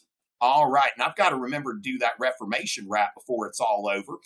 So let's see what's going on here. Dr. Shiv, the goat. All right, so ladies and gentlemen, Dr. Shiv, Dr. Shiver, an awesome teacher. Okay, glad to see Dr. Shiver students in here.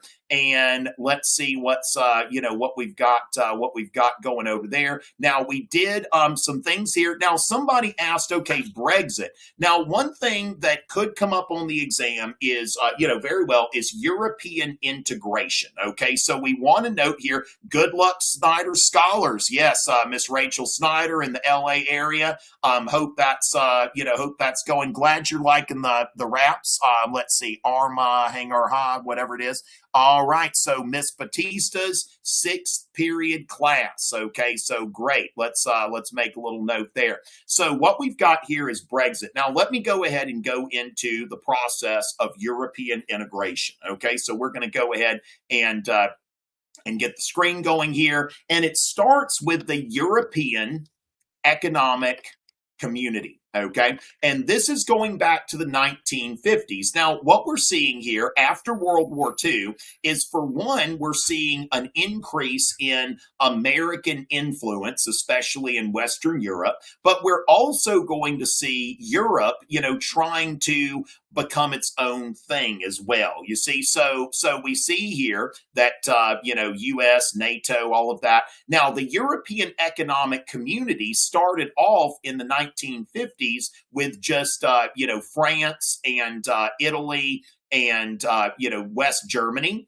and the Benelux countries, okay, Belgium, the Netherlands, and Luxembourg. When we say the Benelux countries, what they call the original six. This was the beginning of the European Union. Now, later you see that it expanded like, Britain and Greece and Denmark and other countries. And, basically the European Economic Community was a tariff-free zone. Okay, so the point of the EEC was to promote free trade and a common economy in Europe. You see that the influence of economic liberalism. Like, in order to join the EEC, you had to have some kind of market economy, a democratic government. Now, note, Spain isn't invited in until Franco is done. You see, so we see Spain and Portugal eventually get in. Greece, gets in there before the European Union. Now, the EEC is strictly economic. There is no political element there. Now, remember that you've got the EEC. Now, you've also got notice the United States has entered the chat after World War II, and will be a big, cultural, economic influencer.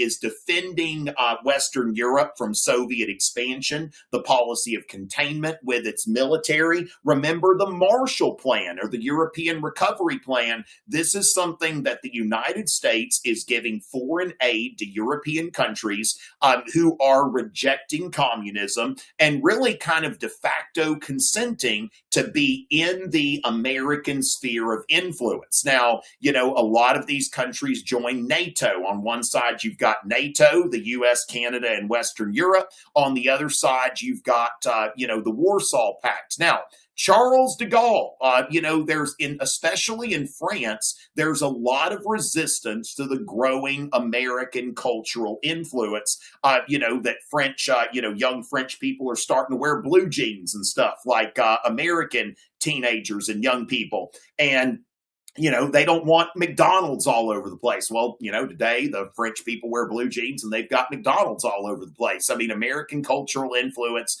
is a big deal during this time.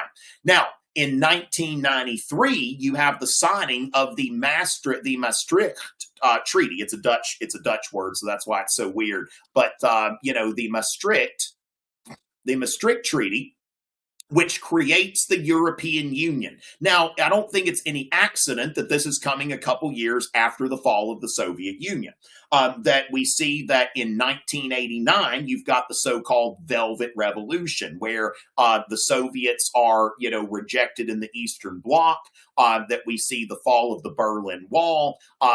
This is something that we're looking at the European Union, that it's created in the wake of this, and it has now a political component and a much stronger, economic component. Now, note the EEC was something that was an economic tariff union. But what we see here is the EU now has also a single currency. Okay, so the euro, is going to be used as the currency throughout the European Union. Now, note, when we look at the European Union, just because you're in the European Union doesn't necessarily mean that you have the currency. Most of them do.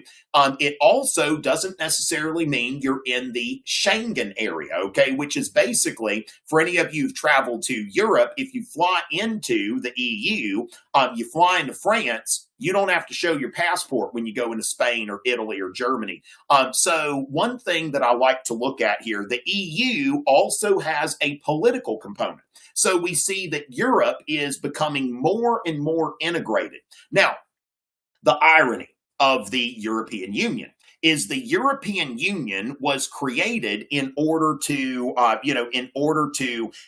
get Europe to kind of rival the United States as a superpower. Now, the European Union promotes market economies, but it also creates a very big bureaucracy. And there is, a feeling in some circles that EU regulations are actually putting a damper on the European economy. In fact, when we note that a lot of these advancements, technological advancements in recent decades, they're not coming from Europe, they're coming from the United States. And so there's been some pushback against European integration, what we would call Euroscepticism. Now, you can have hard Euroscepticism, which resulted in Brexit. Okay, Brexit was basically the United Kingdom, getting out of the European Union. Now, of course, some people are wondering, might Britain at some point return to the European Union?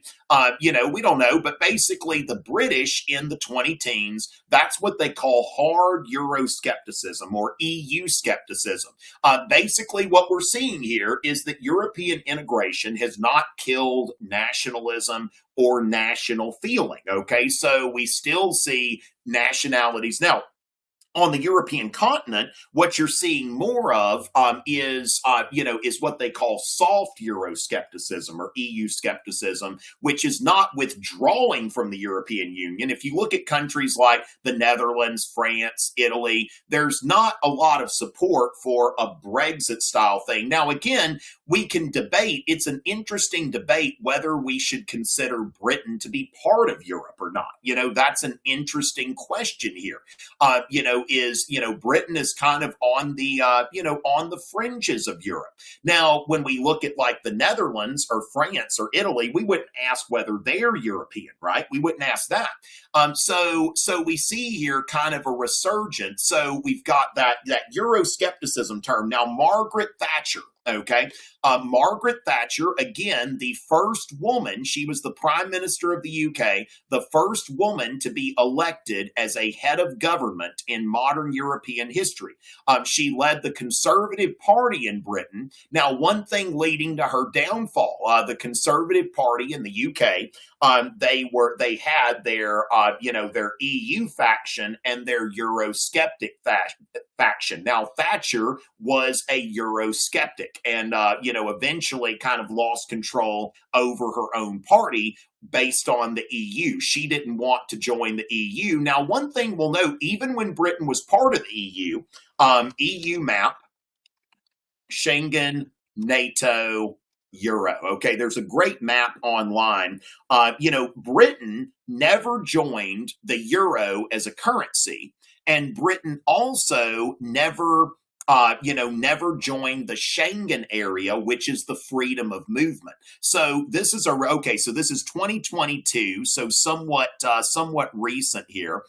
So when we're looking at this shows, now note NATO, you have these, basically if it's got these little things, they're also part of NATO. So you notice that the majority of European countries are part of NATO. Now we note there was a controversial NATO expansion after the fall of the Soviet Union, beginning in the 1990s, which, is one of the grievances that Russia noted at the outset of the Russo-Ukrainian war. Now, note Turkey and Britain, and it looks like we've got like Albania and Montenegro, North Macedonia. These are countries that are not in the EU, but they're part of NATO.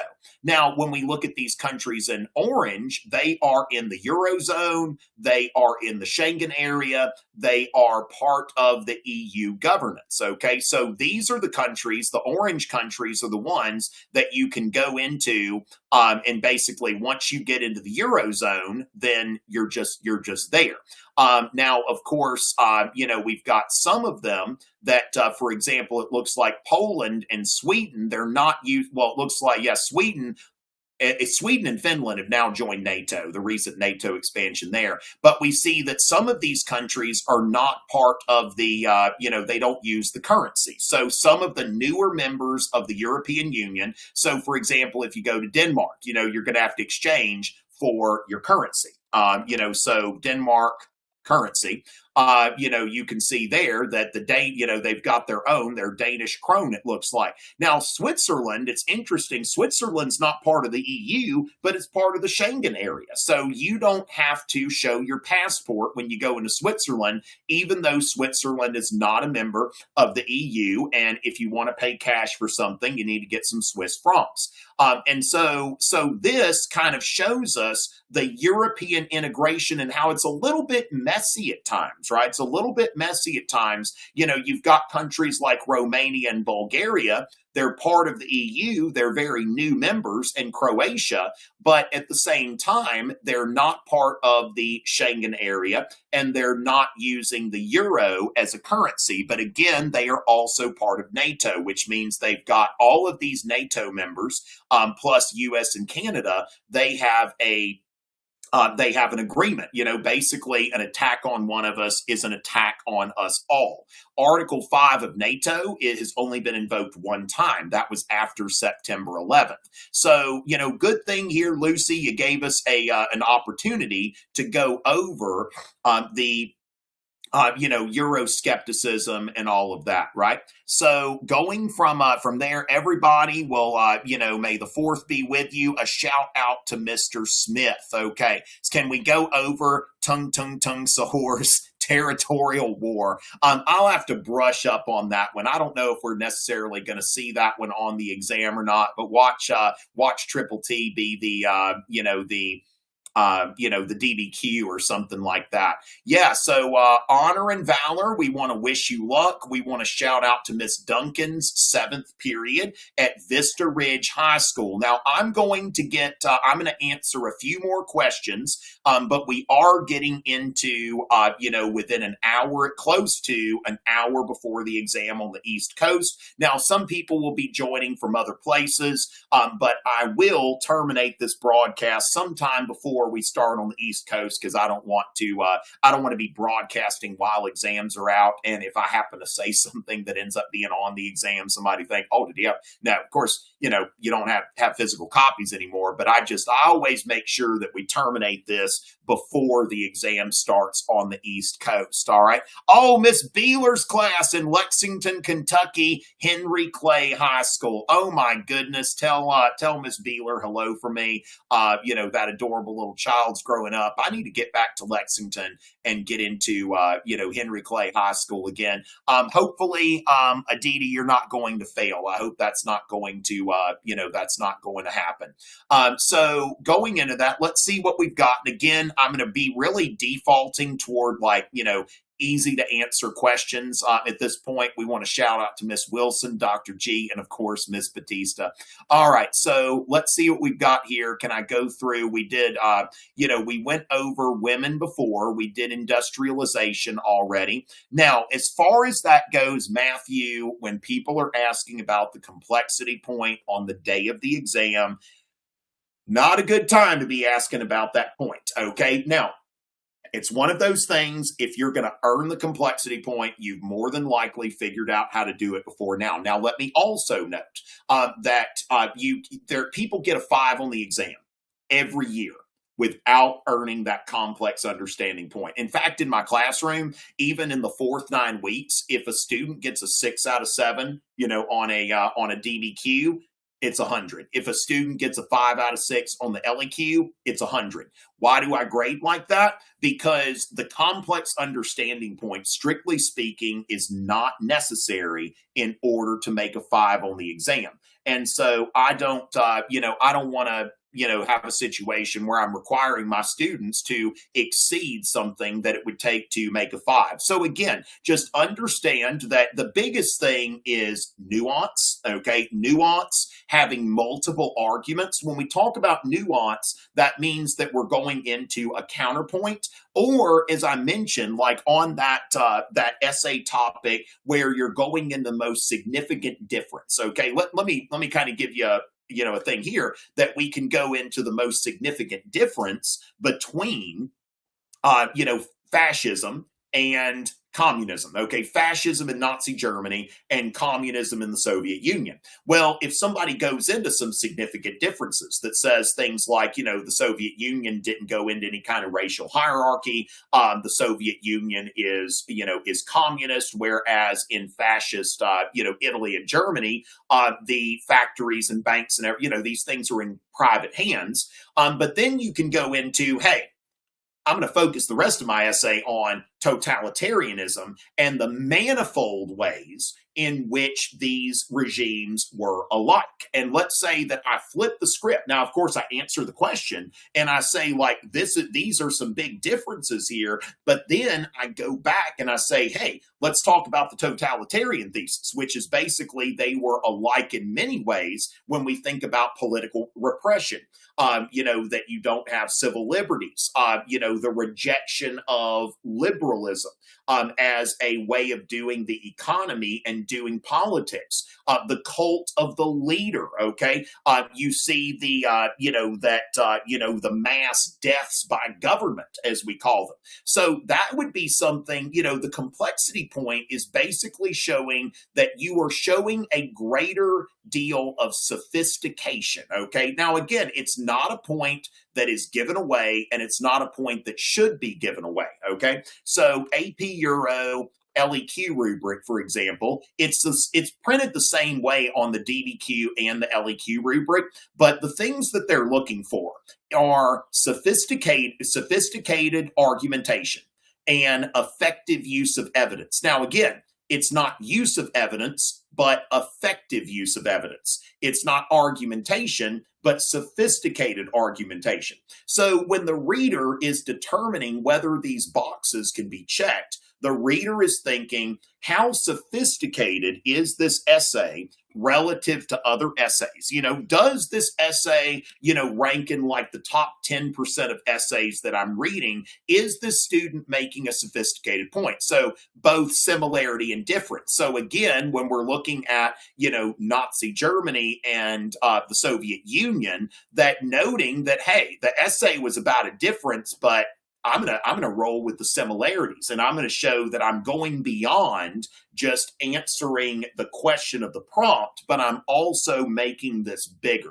Now, on the DBQ, you can do more hip analysis. Now, not just more hip analysis, but more strong hip analysis. Okay, so we want to note here, they support a nuanced or complex argument. Now, again, there is no set formula to where you have a right to this point, okay? That really the point is write an outstanding essay, okay? So what this doesn't say here is if you 4 times just say, oh, the purpose of this document is. Now, you can do that 2 or 3 times and you can get the point, the point for, HIP on the DBQ, but this is something, is it a nuanced or complex argument that responds to the prompt? So, how nuanced is your argument? How sophisticated is your essay? How effective is your use of evidence? Those are the questions here.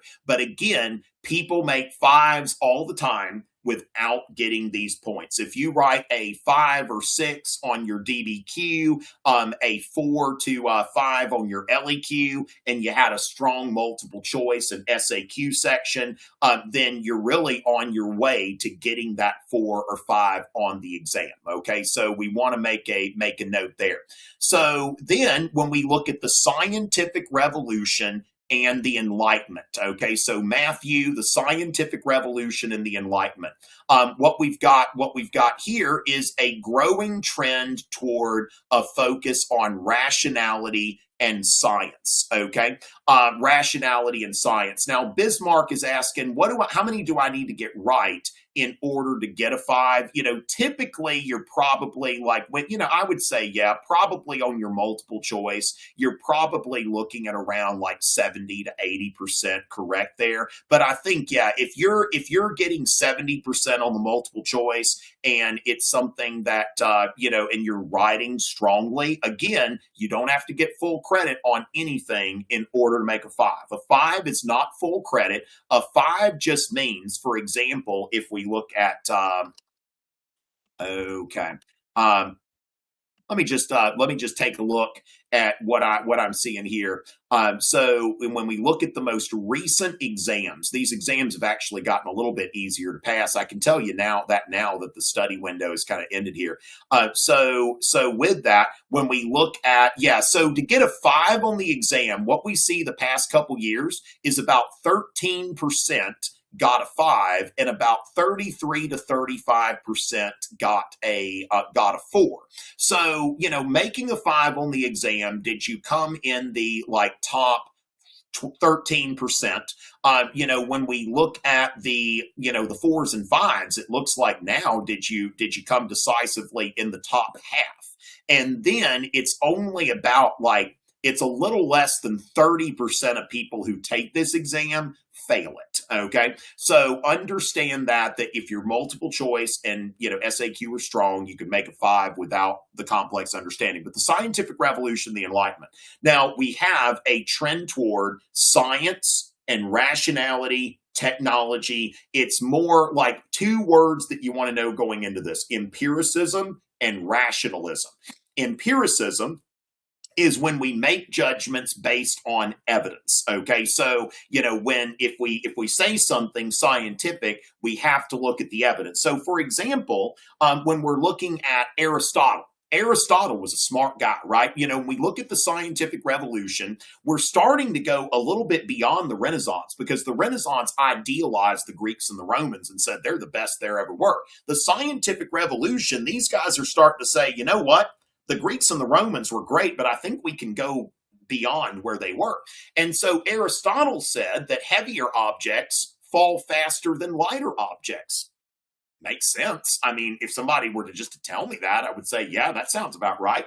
But Galileo, empiricism, he goes on top of the Leaning Tower of Pisa. All right, goes on top of the Leaning Tower of Pisa, where you can drop something from a great height. He drops a cannonball and a musket ball. Okay, these are made of the same thing and they're the same shape, but one of them's much heavier than the other. Now, of course, if you drop a cannonball and a feather, then, the cannonball is going to hit first, but that's not because of the gravity, So, so when he drops a cannonball and a musket ball, they fall and they hit the ground at the same time.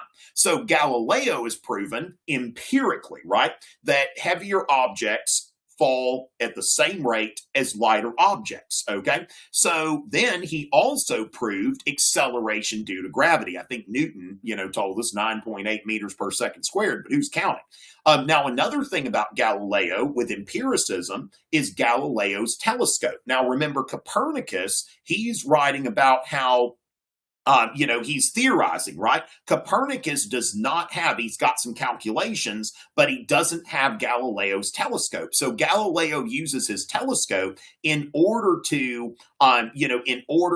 prove that, okay, so, we see here that I'm proving empirically, he shows us, the surface of the moon, which, it's not really a celestial, it's not made of ether like Aristotle said. It's actually got craters and stuff on it, right? And then he looks at Jupiter and he shows that, look, the moons of Jupiter, you've got the 4 Galilean moons, and he shows that these moons are orbiting around Jupiter, okay? And our moon is orbiting around the Earth, and the Earth is orbiting around the sun. Heliocentrism, right? And so remember, before Galileo, well, everything just revolves around the Earth. Now, if somebody told me that and I didn't know any better, I'd say, okay, looks to me like everything's kind of going around the Earth. But Galileo is showing empirically, okay, with evidence that no. Now, the other thing is rationalism, okay? Rationalism, which is, empiricism and rationalism are laying the foundation for the Enlightenment. So rationalism is basically using rational thought and reason, so Descartes, for example, cogito ergo sum, I think, therefore I am, okay? Now, that's the thing that he said. He employed skepticism. Now, skepticism is when you are, inherently skeptical. Descartes said that if something hasn't been proven true, you should consider it false. Skepticism. Now, that's going up against religious faith, right? So when we think about religion, we see that, somebody has faith even when rationality can take you so far. Now, that's one thing that we'll note about the scientific revolution. For the most part, these guys were not trying to consciously challenge the church, okay?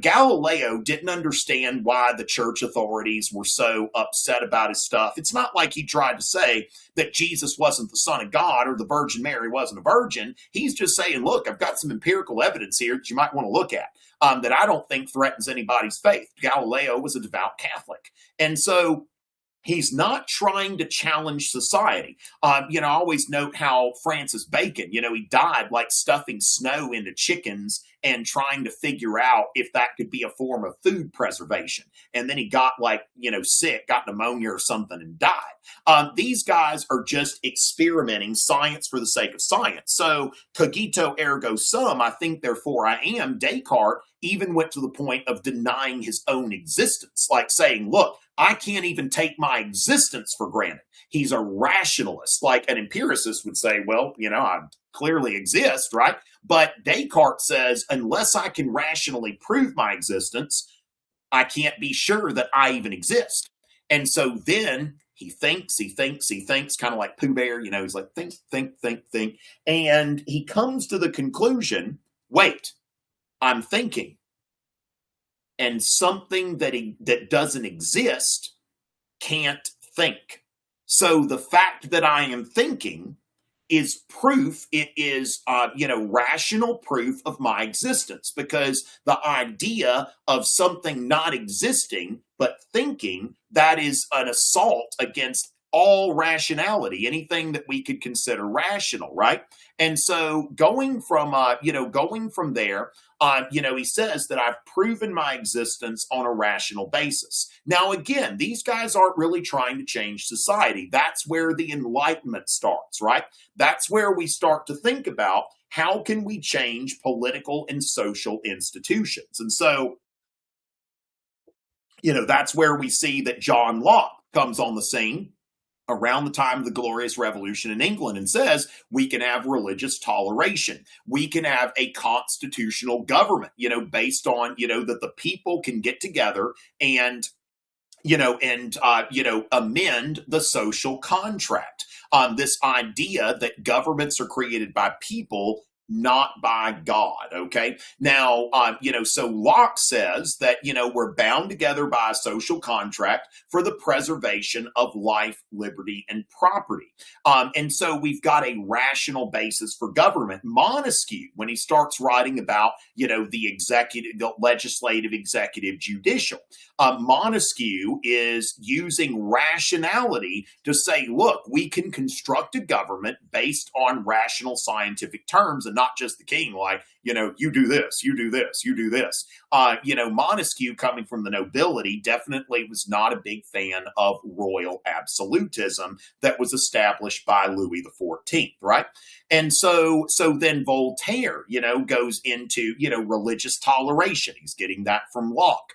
Voltaire, now note, I mentioned that Galileo never tried to say that, Jesus wasn't the Son of God or the Virgin Mary wasn't a virgin, but a lot of the Enlightenment philosophers like Voltaire would say that, Jesus was a great teacher. That's the deist idea. Deism is something that is basically Godism. Okay, so deism, a lot of these Enlightenment philosophers, they were deist, which meant that they believed in God. Now, somebody can believe in God or not, but at the same time, belief in God is based on empiricism and rationalism, okay? When you take into account like all of the probability analysis, like how many times do we see a planet just like ours that is the exact distance from the sun to support life, has the distribution of gases and all of that kind of stuff, so deist, people like Isaac Newton was kind of a Christian heretic proto-deist,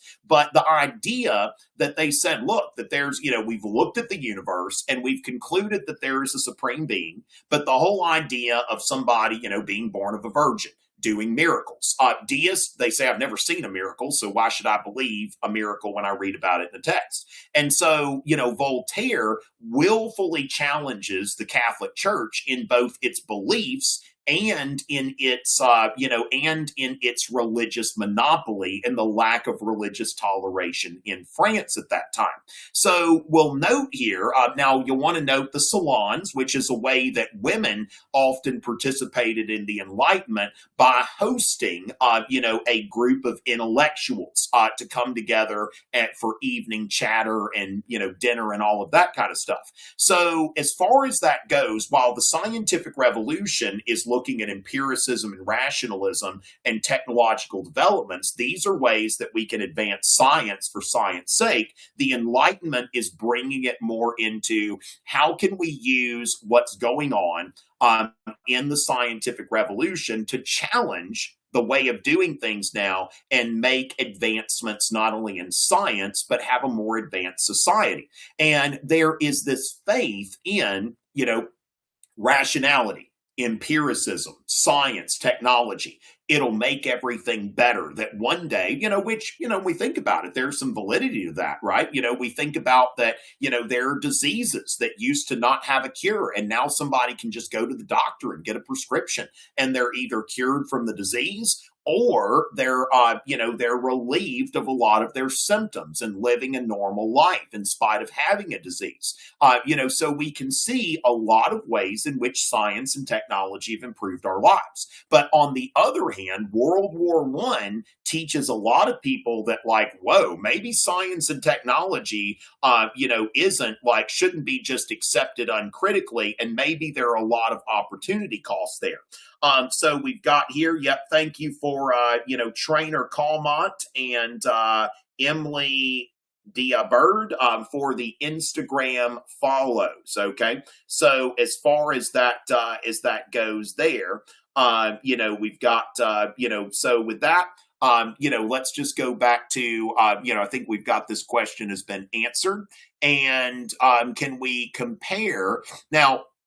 While we're on that subject, Logan is asking about comparing Enlightenment thinkers, especially regarding the social contract. Now, I've got a video lecture on YouTube comparing Locke's and Rousseau's social contract. Now, Locke, the social contract is to preserve life, liberty, and property. The social contract to Locke is very individualized, that basically I enter into the social contract in order to protect what's mine, right? That I give up some things, like, for example, under our Constitution, my property, my car and my house are protected from unreasonable searches and seizures, right? The government can't just come into my house for no reason, but if a police officer has a warrant, they're entitled to search my house and my car under the social contract. But again, they can only search for certain things, and everything's listed there in the warrant. So for Locke, the social contract is something I enter into in order to protect my life, liberty, and property, that I give up a small portion in order that the rest can be protected. Now, Rousseau is going to be a little different. Rousseau's kind of a strange bird, but he wrote a book called The Social Contract. And so Rousseau says that the point of the social contract is so that the general will can prevail. Okay, that basically, the government is legitimate to the point where it obeys the general will. Now, note that this social contract is a lot less individualistic, and flies in the face of Enlightenment emphasis on, civil liberties and that kind of thing. So during the French Revolution's reign of terror, you see a very heavy Rousseau influence here, where the focus is not on liberalism and civil liberties, but the focus is on this is the general will. Now, of course, there are some things they're claiming the general will, but, I don't think the majority of the population was saying cut the king and queen's head off and, make the Catholic Church illegal. Okay, so when we look at the radical phase of the French Revolution, it veers more toward Rousseau's social contract. Okay, so let's go back to the chat here. All right, so oh my goodness, the 617 kid on the Euro test, 6767. Oh my goodness, the chat has really got something special going over here. All right, so there we go. Sometimes I'm sorry when I check the chat, but let's see here that we've got Mr. Tedeschi and his class.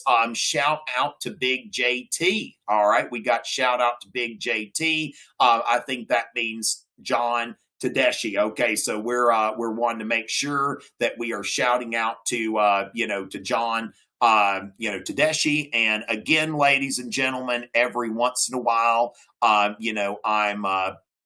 having to ban a user, but, again, just kind of ignore the chat. Yep. So Justin, yep. So as far as that goes, Justin, all right. Yep. We've got Micah. Please, Tom, I need this. Not sure what he needs. Okay. But we've got St. John's, Mr. Gray. Very good. Very good. Now we are coming kind of to the conclusion of this broadcast. In just a bit, I'm going to be wishing y'all luck. Y'all remember, okay, so some of y'all about 1 minute till you leave, we locked, okay? The Russian Revolution, okay? Now, one thing we want to note about Russia is still doing the absolutism. Russia is still an autocracy as late as 1904. Russia is still an autocracy. So we want to understand that while even the German Empire had a representative body. Okay, so Russia is still an autocracy. Russia has made some efforts to liberalize economically, but hasn't made efforts to liberalize politically. So we want to note the Russian defeat in the Russo-Japanese War. This is kind of in the waning days of Tsarist Russia. This is a huge smear on Russia because the Russo-Japanese War represents the first time that an Asian power has defeated a European power in a modern world, in the modern world. And so we see here that in 1905, you've got the Revolution of 1905, which is basically where Tsar Nicholas II issues the October Manifesto. Don't get that confused with the October Revolution.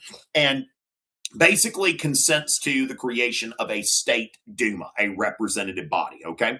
So a representative body, but the problem is that Nicholas, kind of like, Louis XVI in the French Revolution, that Nicholas II is resisting to an extent, okay? He's resisting this Duma. He's not really letting it have a lot of power. He's using his absolute veto.